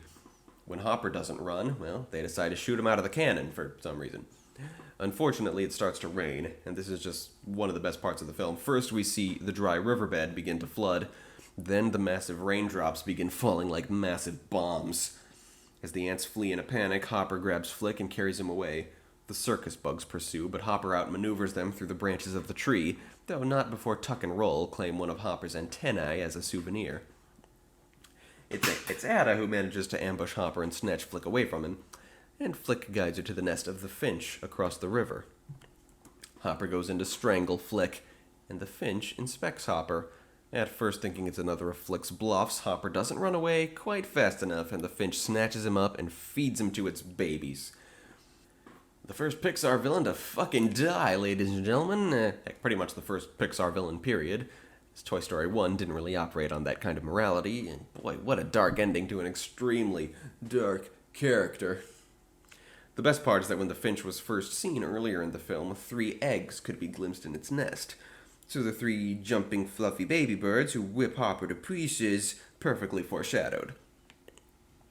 Sometime later, the storm has passed, and the ants are now gathering food for themselves. Every harvester is strapped inside one of Flick's mech suits now. The framework of the fake bird has been repurposed as a beautiful, flowering clubhouse, and the stone where they used to lay out their offerings for Hopper is now a place for the queen to relax and sun herself. The circus bugs say goodbye to the ants, loading themselves back into P.T.'s wagon. Among them, Molt. I'm not entirely sure what his deal is meant to be. He's carrying around a bullet casing and a couple of bottle caps. Is he a strong man? Is that what's going on? I think that's what they're trying to evoke here. And a group of ants who have picked up acrobatics from Tuck and Roll also depart with the circus. The circus bugs lead the colony in applause for Flick's benefit, which turns into applause for Ada when the queen kneels down and passes her crown on, making Ada the queen. Ada, in turn, passes her tiara to Dot, now the crown princess. And Heimlich, well, he's just finished metamorphosing, kind of.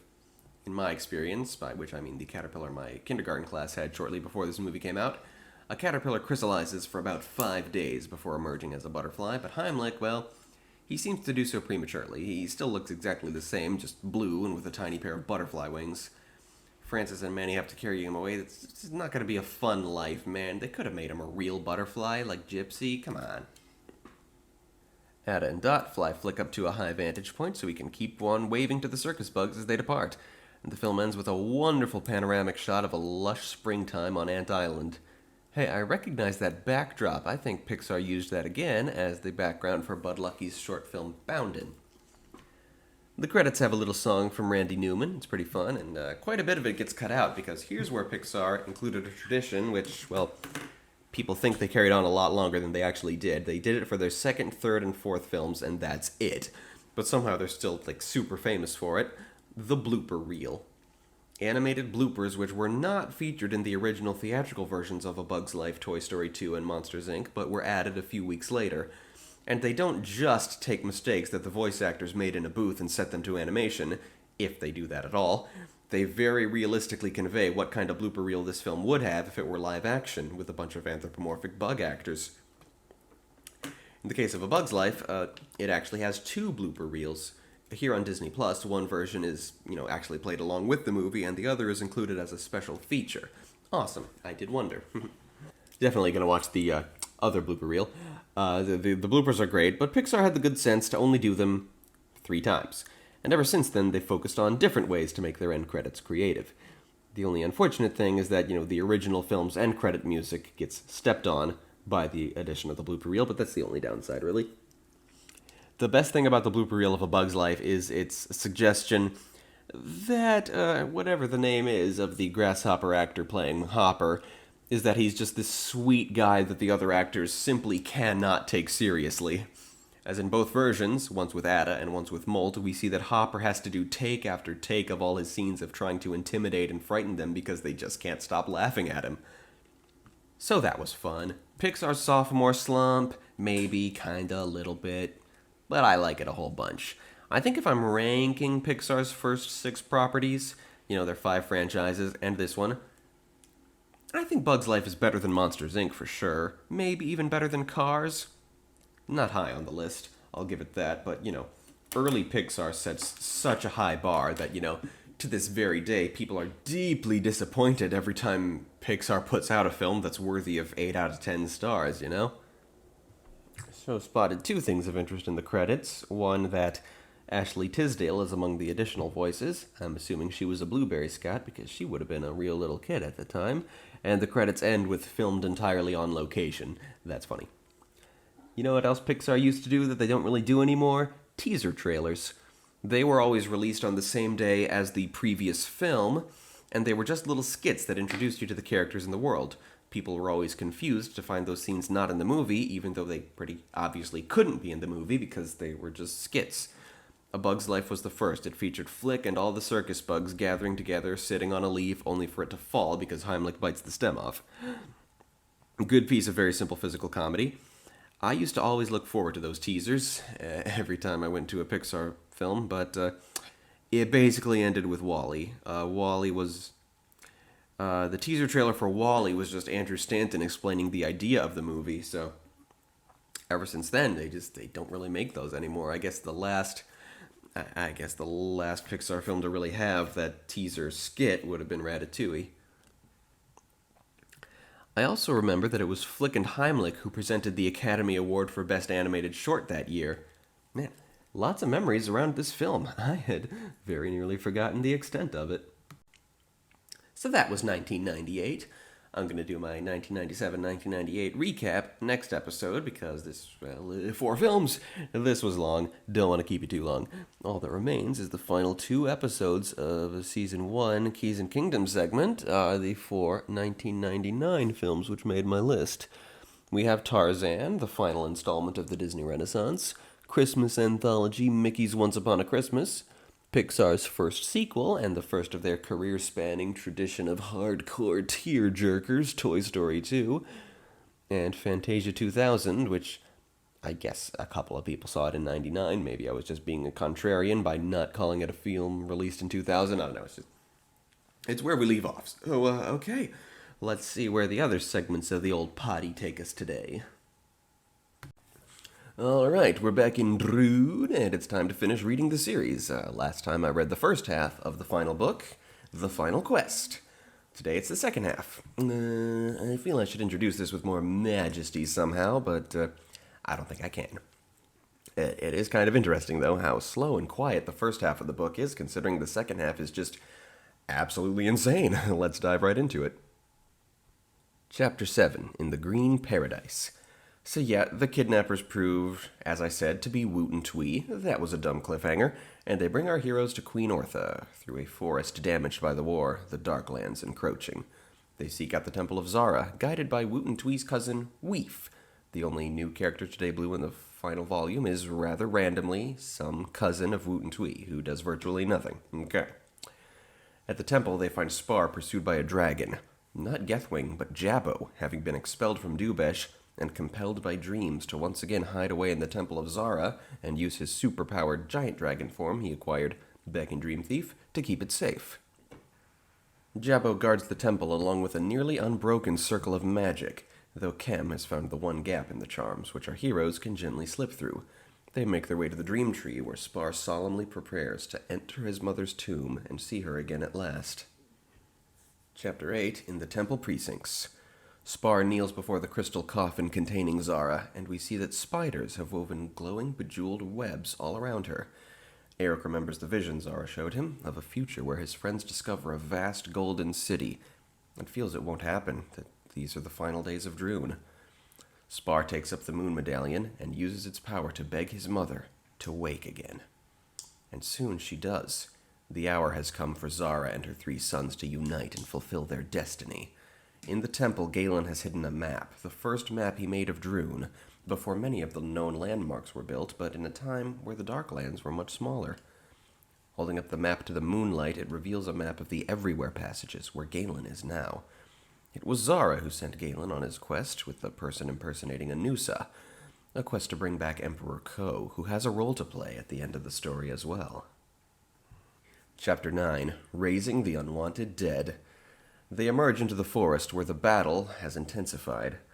Eric wonders if Uruk is beyond all hope of finding, if he'll have to play the role Uruk was meant to. They enter the Everywhere Passages, and for the first time since way back in Book 11, we once again encounter the Mooples, the otter-like duo who live in the passages. The Mooples lead them to Galen, whose mysterious companion turns out to have been Salamandra all along. And as Zara alluded, the fake Anusa did not kidnap Galen as they believed. Rather, Galen sought her out.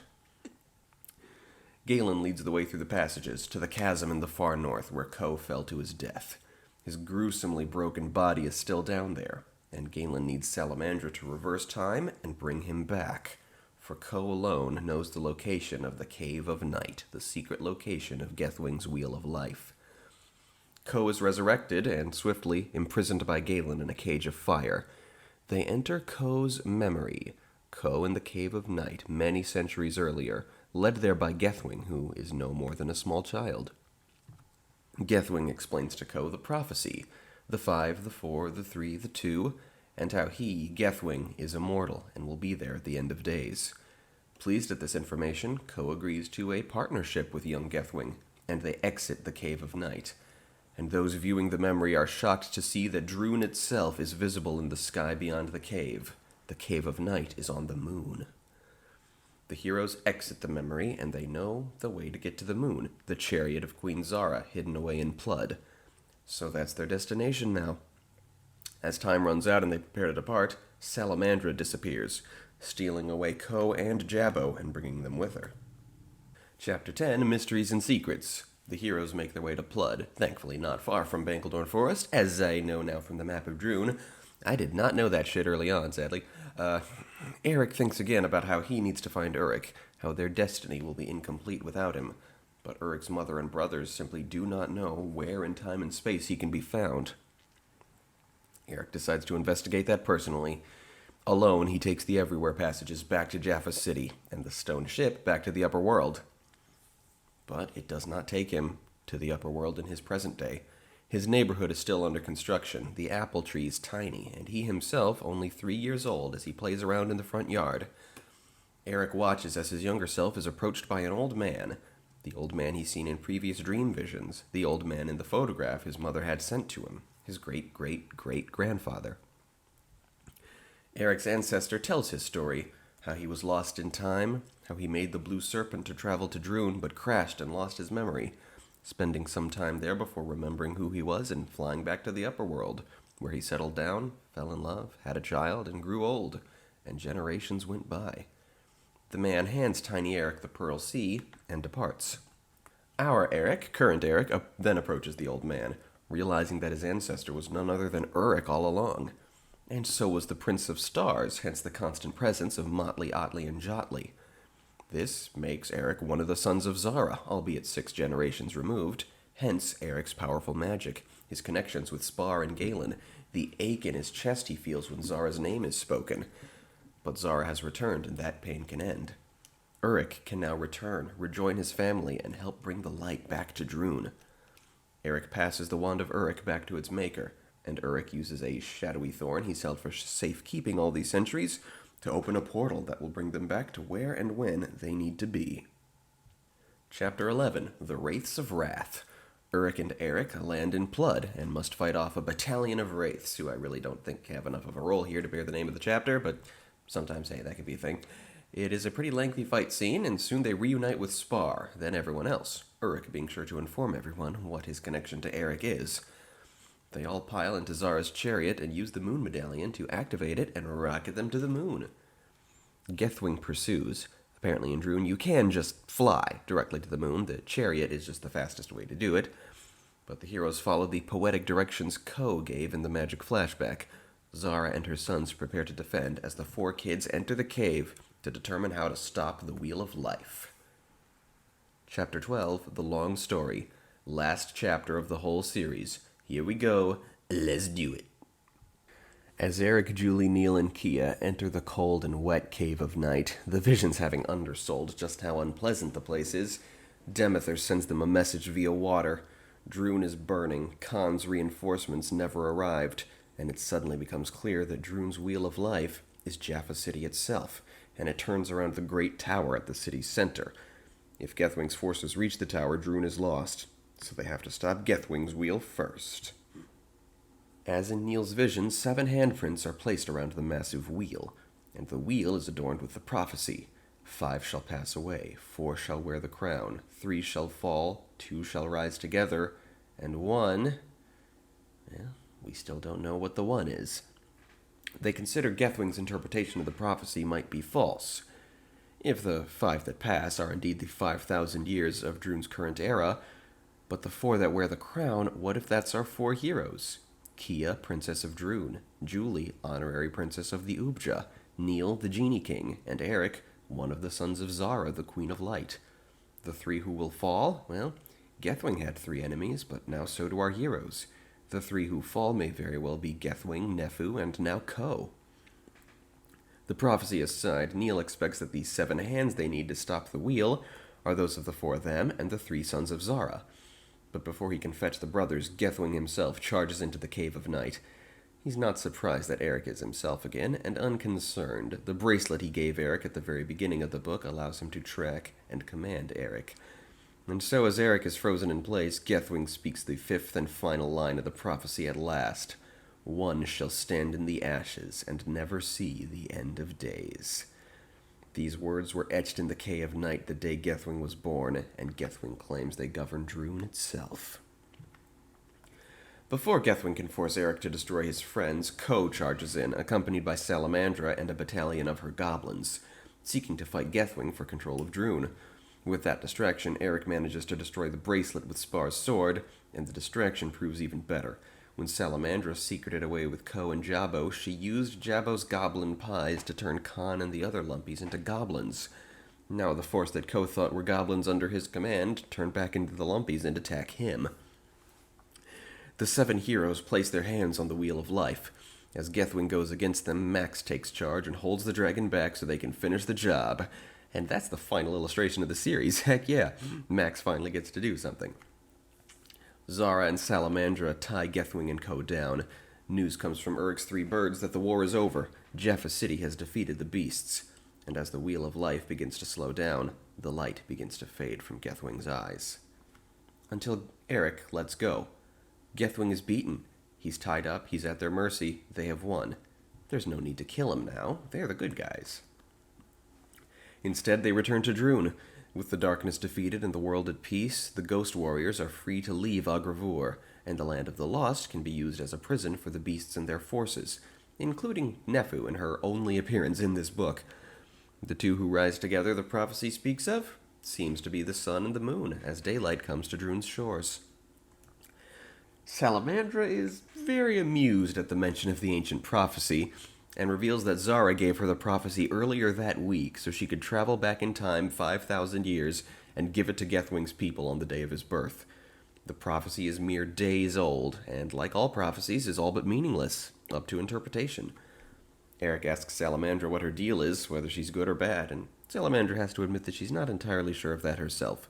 She's content as long as she gets to be one of the central characters of the Droon saga, and Galen assures her that's been done. Something glows off in the distance, and Eric, Julie, and Neil instantly get choked up. If Droon is at peace now, and the rainbow stairs bring them back to the upper world, will they ever see Droon again? These thoughts quickly leave their minds, however, as they realize the glow is not the rainbow stairs, but one of the 7 cities of gold, which, as the legends foretold, have spontaneously reappeared in Droon now that light has returned to the Darklands. Eric remembers his discovery at the beginning of the book, Prince Zorfendorf's map of the 7 cities, and Uruk laughs, remembering that Prince Zorfendorf, who, may I remind you, has never actually been encountered in the books, is, like the Prince of Stars, another time-displaced incarnation of Uruk himself. The 7 cities promise a new adventure like nothing they've ever experienced before, and Eric realizes the vision that Tsar gave him in the temple long ago was a vision of the end of that adventure. As they ride to the first of the 7 cities, Quill gives Eric a story to read as they travel. Eric laughs as he realizes what it is and starts reading it. The first line of the scroll is identical to the first line of the first Secrets of Droon book, and Eric continues reading it as they ride off. So that was amazing! If I have a critique, it's one of pacing. The first half of the book went very slow and the second half went super fast, which I like overall, except it makes the first half a bit forgettable and the climax feel too rushed. If the first half of the story was sped up a bit and the climax could be spaced out over 2 chapters, I think that would have worked a little better. My other problem with it is that there are so many important Droon characters who just didn't get to play a part in this final story arc. Khan manages to have just a tiny moment, but Nefu's part in the war happens completely off-screen, which makes sense. She's off in Dubesh while all this is happening, and the book is third-person limited by way of Eric, but still, her story feels unfinished. One thing I always wanted from the series that never happened is a collaboration between Friddle and Pasha, the 2 inventor characters. Pasha basically replaced Friddle, as Friddle appears only once after Pasha is introduced, but their differences could be explored. Friddle makes mechanical devices while Pasha combines magical objects together. They're kind of a basis for a rule for the Keys and Kingdoms RPG now, like 2 different kinds of artificers. Friddle being a mechanic, if you will, who actually builds and maintains magical mechanical devices, while Pasha would be an alchemist, someone who does not themselves cast spells, but knows how to use existing magic to create things. And my biggest gripe is the loss of Bada Mogi, who makes no appearance in this book whatsoever, and very little in the final story arc, and honestly, throughout the entire series, they never really continue to develop his relationship with Julie after his first appearance. I would have loved to see them together more. I love how Julie being crowned the Ubja Princess way back in Book 6 comes back here in the finale, and I would have liked to see a reminder of that, at least create an emotional response from Julie as she hopes Bada Mogi is safe. That would be the bare minimum. And I guess the most would be to have him appear at the end while everyone is celebrating. Anyway, that's the kind of thing I'm going to be discussing in detail after the end of Season 1 of the podcast. Having now finished reading The Secrets of Droon, I'm going to start a series of vlogs where I read it again and take very thorough adaptational notes. For now, going to end the segment today by telling you my actor ideas for the 2 characters we meet here in the final volume. In Podcast 51, I'll recap all the guest stars of Season 6, and as I usually do. And in number 52, the podcast Season 1 finale, I'll give my final thoughts on Droon before I dive back into it again, and tell you, what else I'm planning to read in the future. So as I said, the only character to debut here in the final book is Weef the Monkey, cousin of Woot and Twee. My thoughts on her: it's the finale, let's splurge on a special guest star, and I decided to go with Emma Watson. She has a very nice voice, doesn't she? Finally, there's the elderly Uruk. I may have mentioned long ago that when Uruk is played by me, just as his 2 brothers are when they're young, I kind of play him in the style of William Shatner. I also mentioned that the actor in the photograph would have to be cast well before Uruk makes his in-the-flesh appearance here in the finale, so it shouldn't be surprising that the actor I had in mind was William Shatner. That being said, I realized on this read-through of the series that Uruk actually appears in this form in the flesh earlier in the series, in visions and such, so we would need Shatner earlier. Of course, when Uruk speaks to Eric as a mysterious figure starting in Pirates of the Purple Dawn and a few other occasions, What I said was that he'd be voiced by Yuri Lowenthal there, and then in the finale we'd replace him with William Shatner, and that's not cool. I don't know why I wanted to do that. It's not cool to use a real voice actor when a character is minor and then replace them with a celebrity when they become important. That's just mean. Not a thing I approve of. Why did I imagine doing that? Yeah, just suffice it to say, in the new version of the series I'm thinking of, that being like a Rooster Teeth animated series, I'd have Yuri Lowenthal appear as the mysterious figure and continue to play the role as it becomes clear that the figure is Urich, all the way to the end. Yeah. And we finish off today with the fanfiction segment, part 2 of 4 of More Than Survival. I don't really remember where we left off, so let's just dive right in. I've been thinking a lot about Iris lately. Iris, of course, started off as an idea for reusing all of my Maximum Ride fanfic ideas, and it's grown into so much more. I feel like the future dystopia of Iris is truly going to be like nothing that's ever been seen before. Okay, on to the story. Chapter 11, Max POV. Jewel raises his arms. They're described as 2 being normal hands and 2 being bladed. The descriptions of Jewel and his fellow former ICBG members are so stinking inconsistent. I kept on changing it. Can't do that in Iris. That'll be a visual medium, so I will have to make a decision and stick to it. The flock don't attack Jewel, knowing he's far too deadly for them to risk it, though Aerie taunts him and continues calling him Drool. Jewel is here with a message from the survivors, the simple statement that if they don't interfere, the survivors will not harm them. Max is dismissive and shoots Jewel with an explosive round, but he catches the bullet.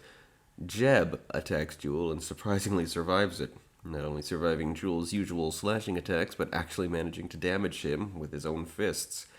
Jewel escapes by crushing Jeb's ribs and fleeing.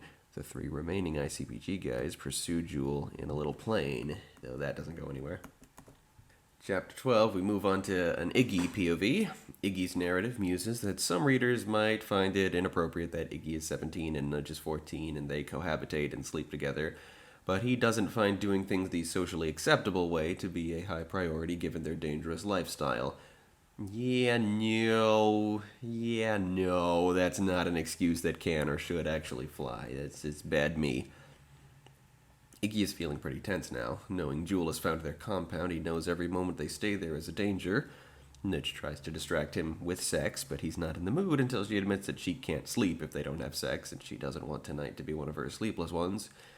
So they do, after which Nudge further tells him what she's told the girls already, that being that she's pregnant.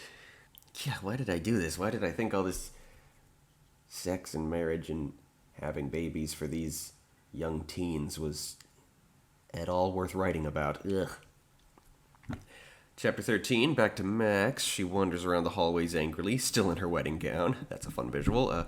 She's longing for the voice to return to her, despite the empty feeling inside her that makes her certain it never will. Hearing her muttering about this out loud, Fang wonders why, and Max admits that she never liked the voice, but was very much dependent on it. In the meantime, they go to interrogate Jeb, find out what they've just seen in his battle with Jewel. Jeb admits that though he has been fully human for most of the time they've known him, so the actual books aren't being retconned here, he's always been intrigued by the members of the ICBG, how they're recombinant life forms well past the embryonic stage, having transformed when they were very much developed human beings. Jeb weaved what he already knew with what the big guy had discovered, but only modified himself. He's so strong and invincible because he's combined himself with cricket DNA and now has a hard exoskeleton. So, I don't think that ever becomes relevant again. I guess I just set up a brief mystery a couple chapters ago and solved it here, and that was it. The chapter proceeds with Max and Fang returning to most of the group. Though Iggy and Nudge have retired, everyone else is there. Dr. Martinez, Ella, The Living Cell, Gazzy, Angel, Tui, and finally Keegan and Niles. As Keegan and Niles depart, they tell Max she's right about Tui. When Angel scoffs at that, Max practically explodes, sick of Angel's prejudice toward the clone. Max states in no uncertain terms that if Angel doesn't accept Tui as a member of the flock, Angel isn't a member of the flock. Angel flattens Max with a psychic attack before storming off to bed. Chapter 14, the next morning, Max seeks out Angel to make amends. Angel hears her out, but doesn't think this can be resolved. She doesn't think she's ever going to accept Tui, as she remembers the cruel thoughts Tui had back in their first meeting, which we the readers got in full force when Tui, canonically Maya, was briefly a first-person narrator. Max finds this incredibly petty, considering Tui's mindset has surely changed significantly since their one meeting like 3 years ago. Angel is deeply offended by the suggestion that she's petty. Gazzy assures Max that Angel will come around, but refers to Angel in an awfully impersonal way, considering Angel's his sister. He's soon revealed to be a shape-shifting imposter, revealed the moment he takes his practice weapon and kills Total with it by driving it through the little dog's spine. Everyone is frozen in shock as the shapeshifter reveals herself. Her name is Kelly, a red-eyed, shape-shifting mutant created by Marion Janssen, cluing Max into Janssen's return to the story and involvement with the survivors. Kelly departs via super speed, and Max instantly whirls on Angel. Angel reads minds. Angel must have known Gazzy was being impersonated, and surely knew for at least a moment that the imposter was about to kill Total. And didn't say anything because Max had angrily stated she didn't want to hear Angel's opinion anymore. And this being a very similar moment to when Tui was impersonating Max back in the books, Max tells Angel her ass is fired. She's out of the flock forever now. Angel storms off, resolving to save the world her own way. Max prepares to mourn Total, find Gazzy, and spend every waking moment on the survivors now. Chapter 15. The finding Gazzy part is easy enough to happen off-page. Kelly had just knocked him out in his own bedroom. Max tries to keep a cool head, not made much easier by Nudge reporting to her sorrow that she's had a miscarriage. This whole brief Nudge being pregnant and then losing it immediately deal, presumably serving only the purpose of giving a mouthpiece to my very ignorant views on abortion at the time. They weren't bad views per se, just naive. Suffice it to say, I believed at the time that a person seeking an abortion should have a very good medical reason to. Now I think that feeling you need one is reason enough, because it's simply not a decision it's possible to make lightly, so making it is proof of good enough reason. That wasn't really a suffice it to say moment, was it? I explained everything. Anyway, if that was my goal, it's not a great reason for a plotline to come and go like nothing, but at least there is a discernible reason, unlike the Jeb being a cricket now thing. Honestly, I think both were included purely on the thought of wouldn't it be cool, which has very openly been the driving factor of my writing process since always. I just like to think maybe I've gotten better at it. Hard to say, I haven't really written a story in the longest time. My fanfics update every few months now, and I need to bring in some backup for my original TAPAS writings at this point. So, yeah, that's pretty much the only event in this chapter. Author's notes from these last few chapters mention that this story might be slow going from now on, as I've started another fanfic. That being either my 9 story or my Toy Story 3 story. Which of those did start first? It was the 9 one. Okay. Also, at the end of this chapter, I mention I've just acquired a copy of Fang, the 6th Maximum Ride novel, and the first one to be released after I started this story. Max's appearance in the 3-way crossover saga has her exactly where she left off at the end of the 4th book, while this overall story started at the end of the 5th, so... Well, the 5th book might have come out during the writing of the 3-way crossover saga. Anyway, this was pretty much the start of, something I've experienced many, many times since then, continuing a long-running fanfic without being influenced by any of the canon that's come out since I started writing the fanfic, yeah? Chapter 16 is, for the very first time, from the POV of Angel. Yes, the Maximum Ride series is always told in first person from Max's POV. Any chapter she's not in simply switches to the third person limited of whoever is relevant in that scene, and Max is referred to in the third person in those chapters' narration, which is sometimes a bit alarming when she actually is in the scene because she's sleeping and it's told kind of it's in Fang's head in third person. Yeah.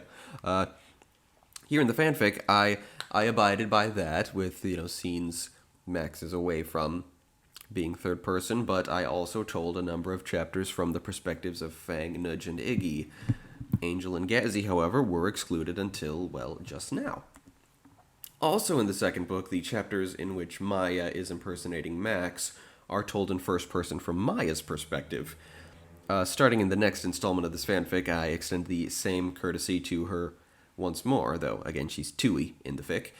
See, she was only known as Max 2 in books 2 and 3. It didn't start calling herself Maya until she returned in, I think, book 7. So when I brought her into the fanfic, she was still canonically known only as Max 2, and I gave her the nickname Tui. That hasn't actually happened yet. The narrative is still calling her Max 2, but I've been calling her Tui in this recap for convenience. My point being, yes, I eventually gave all 6 members of the flock first-person narratives, and presumably after that I did likewise for Tui, purely because, well, she'd done some first-person narrating in the books as well. You know what? I'm curious now. I'm going to stop this recap and quickly glance at every chapter in this fanfic series to find out how many chapters each character narrates. I will give you those stats when I'm done reading the entire saga, when I go back and reflect on the 3-way crossover saga and the Max saga. So I'll give you stats then, but I will put those stats together right now because I'm just impossibly curious. Okay, did that. Wow, yeah, I just looked at all 202 chapters in this story, just glancing at each one long enough to figure out who narrated it.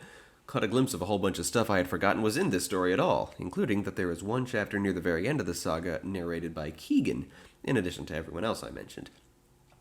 So anyway, how about we fucking talk about chapter 16, shall we? Jesus. Angel flies away, reflecting deeply on the unforgivable things she's done. But there's no going back now. If she is to be useful, step 1 is to solve the mystery of Jeb. His cricket hybrid is only part of it. He's been immune to Angel's powers as long as she can remember. I think that's straight out of the books, and I think was never satisfactorily answered there. I'm not sure. Angel is visited by Headmaster, the leader of the survivors, a hunched figure in a black cloak whose voice sounds exactly like the unidentifiable voice in Max's head. Headmaster offers Angel enlightenment, and Angel has no chance to accept or decline the offer before being swept away. Chapter 17, Kelly returns to Janssen in the survivor's base, and we discover that Kelly, despite being an adult-looking vicious murderer whom Janssen calls the unholy assassin, has the mind of a child and very much acts like it, constantly giggling about how silly all the carnage around her is and calling Janssen Mommy. She puts Kelly into hiding. She's a secret weapon for the time being, even among Janssen's allies, it seems. And she has a meeting with Jewel, accompanied by Lao Hu, Shay, and Lang. Jewel has issues with the survivor's plan and his place in it, and Lao Hu voices this opinion so dramatically that Janssen cracks out Kelly. Kelly using her super speed to kick Jewel and Lao Hu out the window without they, or Shay and Lang, realizing what the heck just happened. Lao Hu's ankle is twisted in the fall, and Jewel just feels dejected. His only priority now is to find out who leads the survivors and take them down. I'm getting God of War vibes from that, sort of a senseless slaughter just for revenge on the top guy. Sounds like a great direction for Jewel's character to turn once he starts showing up in Iris. Tiny bit better than his aimlessness here, his listlessness. Although doing so because he's bored rather than angry would certainly be scary. Something to think about during this aforementioned recap of the whole saga, I'd say. Chapter 18. In our first Gazzy POV, everyone is super shaken up about the shocking sudden death of Total and how Angel allowed it to happen, and how they need a home now that the survivors have twice infiltrated their base. It's very miserable. The tension is broken when Max wants to move around and suggests that she make everybody dinner, and Aerie instantly says, "I want something else." This reminds everyone of Max's long history of being bad at cooking, and realizing how very familiar Aerie must be with that, they all break out in giggles. Gazzy's narration, alludes to the title of this installment, More Than Survival, saying that he sees this as a sign that they can live as well as survive.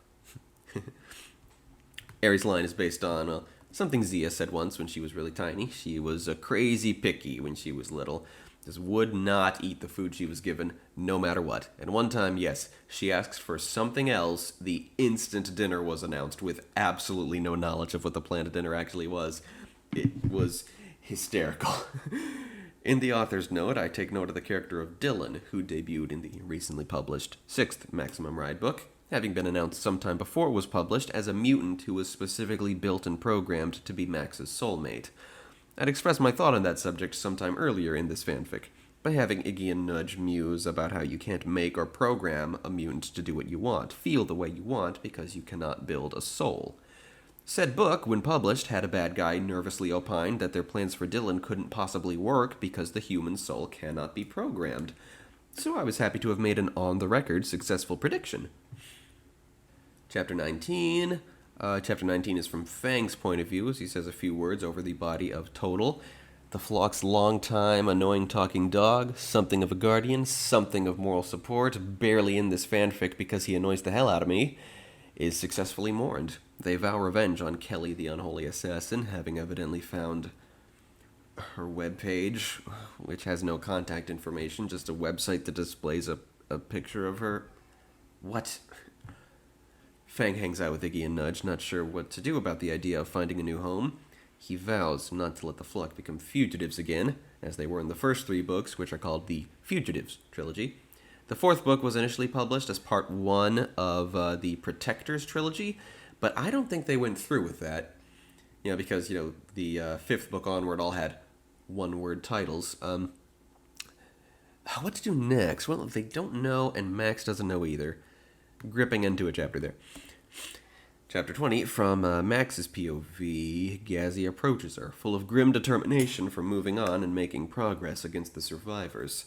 They muse about the assorted superpowers they've individually gained over the course of their story. No new ones have come up since this fanfic started, because I didn't think of it, I assume. They're really random in the books, and, I'm pretty sure I use most of those that appear in the books, but I did not have them constantly sprouting new ones as they did in the books, which an oversight on my part, especially considering the 3-year time skip. But I do bring that notion back at this point, and Tui relates that she's gained the ability to not quite speak with animals, but at least learn from them the best places to hunt, forage, and find shelter. Max longs for some new powers of her own. Gazzy brings them down to the base's computer. His plan? Well, when Kelly knocked him out, he'd been eating Iggy's queso dip from his top-secret recipe. There'll be traces of the queso dip's radiation on Kelly's hands now, enabling them to track her no matter where in the world she is. I love that. That is just so incongruously silly that I think it just works out great, especially, as it adds to Iggy's character of being a good cook, right? What they discover soon is that the Black Iron Tower, where the survivors live, which they see for the first time via satellite, moves to a completely different location on the planet every few seconds. I think it said went to Norway, Madagascar, and then that was the first jump. But what more do you need to know? That wasn't intentionally silly and ridiculous, but yeah, it makes no damn sense with the technology level we have here. Regardless, the survivors having that tech really stresses Max out. And she asks Jeb if he can do an impersonation of the voice for her, as he did before. Yes, the 3rd book revealed that Jeb was the voice in Max's head all along, but in the 4th, Max finds the voice is still in her head, and when she asks Jeb about this, he confirms that he can do the voice, but he isn't the voice. A very blatant retcon, but not one that's entirely out of character. Jeb had thrown a lot of plot twist curveballs at Max before, some of which were true while others were lies. Some were true, others were lies, but all were very cliche plot twists, like, I am your father, this villain is your brother, everything you've experienced so far has all been a dream, and yes, I have been the voice in your head all along. And so, some truths, some lies, all cliche plot twists. So, yeah, I'd say the retcon was in character for Jeb, yes. The 8th book, meanwhile, reveals that Angel was the voice all along, and, I definitely intend to reread the series someday. And, one thing I'm definitely going to keep in mind is see if it actually adds up. I bet you it doesn't, though granted, it's preceded by Angel admitting that she's much more powerful and smart than she's been letting on all series long, and that it's so frustrating to know so much thanks to mind reading and clairvoyance, but feeling like she won't be taken remotely seriously because she's a 7-year-old kid, so maybe it does all fit together, I don't know. Anyway, Jeb refuses to do the voice, feeling it's enabling Max's addictive dependency on it, apparently since she's lost it. But it's Bridget who has the solution. She and Dr. Martinez have heard from their contacts at the CSM, the Coalition to Stop the Madness, an environmental group from the books who never really came back in the book series, so definitely had way more face time in this fanfic. The CSM have gathered an army in Ireland for the sole purpose of helping Max defeat the survivors, and Yeah, that army is basically the setting of the entire rest of this story. So let's see if we're already there by chapter 21, the final chapter we'll be reading today. Chapter 21. After some preparations, they are on their way in a plane because the ICBG have a whole hangar full of planes. How the fuck do I think that happened? I really don't know where I imagined these fugitives got their resources. So the whole gang get on the plane, they fly to Ireland and set out meeting with John Abbate, who was as nondescript in the books as his name suggests, I'm sure, but he was there. Noelani Akana, another book character, canonically not affiliated with the CSM, but having joined up in the interim. The organization has grown a whole bunch. Albert and Felicia are there, no longer content with watching the world go by, and they reunite with their fellow ICBG guys Danny, Ray, and Ram, who really haven't done shit. Excellent use of OCs, my guy. Ran out of uses for them, I guess. And then along come 4 new OCs. The 4 members of a flock, very much like that of our heroes. And boy, oh boy, do I spend a lot of time talking about their vivid coloration and their unearthly beauty. Yeah, I went full Mary Sue with these characters' introduction. 15 paragraphs are spent on describing the 4 of them and how impressed Max is with them. Jesus Christ. To sum up, there are Imogen and Sean, who are both about the age of Max, Fang, and Iggy, and both have thick Irish accents, which I fully transcribe. Imogen is a confident hot blonde with the wings of a bat instead of a bird, while Sean is a sexy brunette boy with the wings of a blue jay. And then there are the twins, Jacqueline and Fallon, who are around Nudge's age, redheads with seagull wings, big boobs, and Cockney accents, which are also fully transcribed.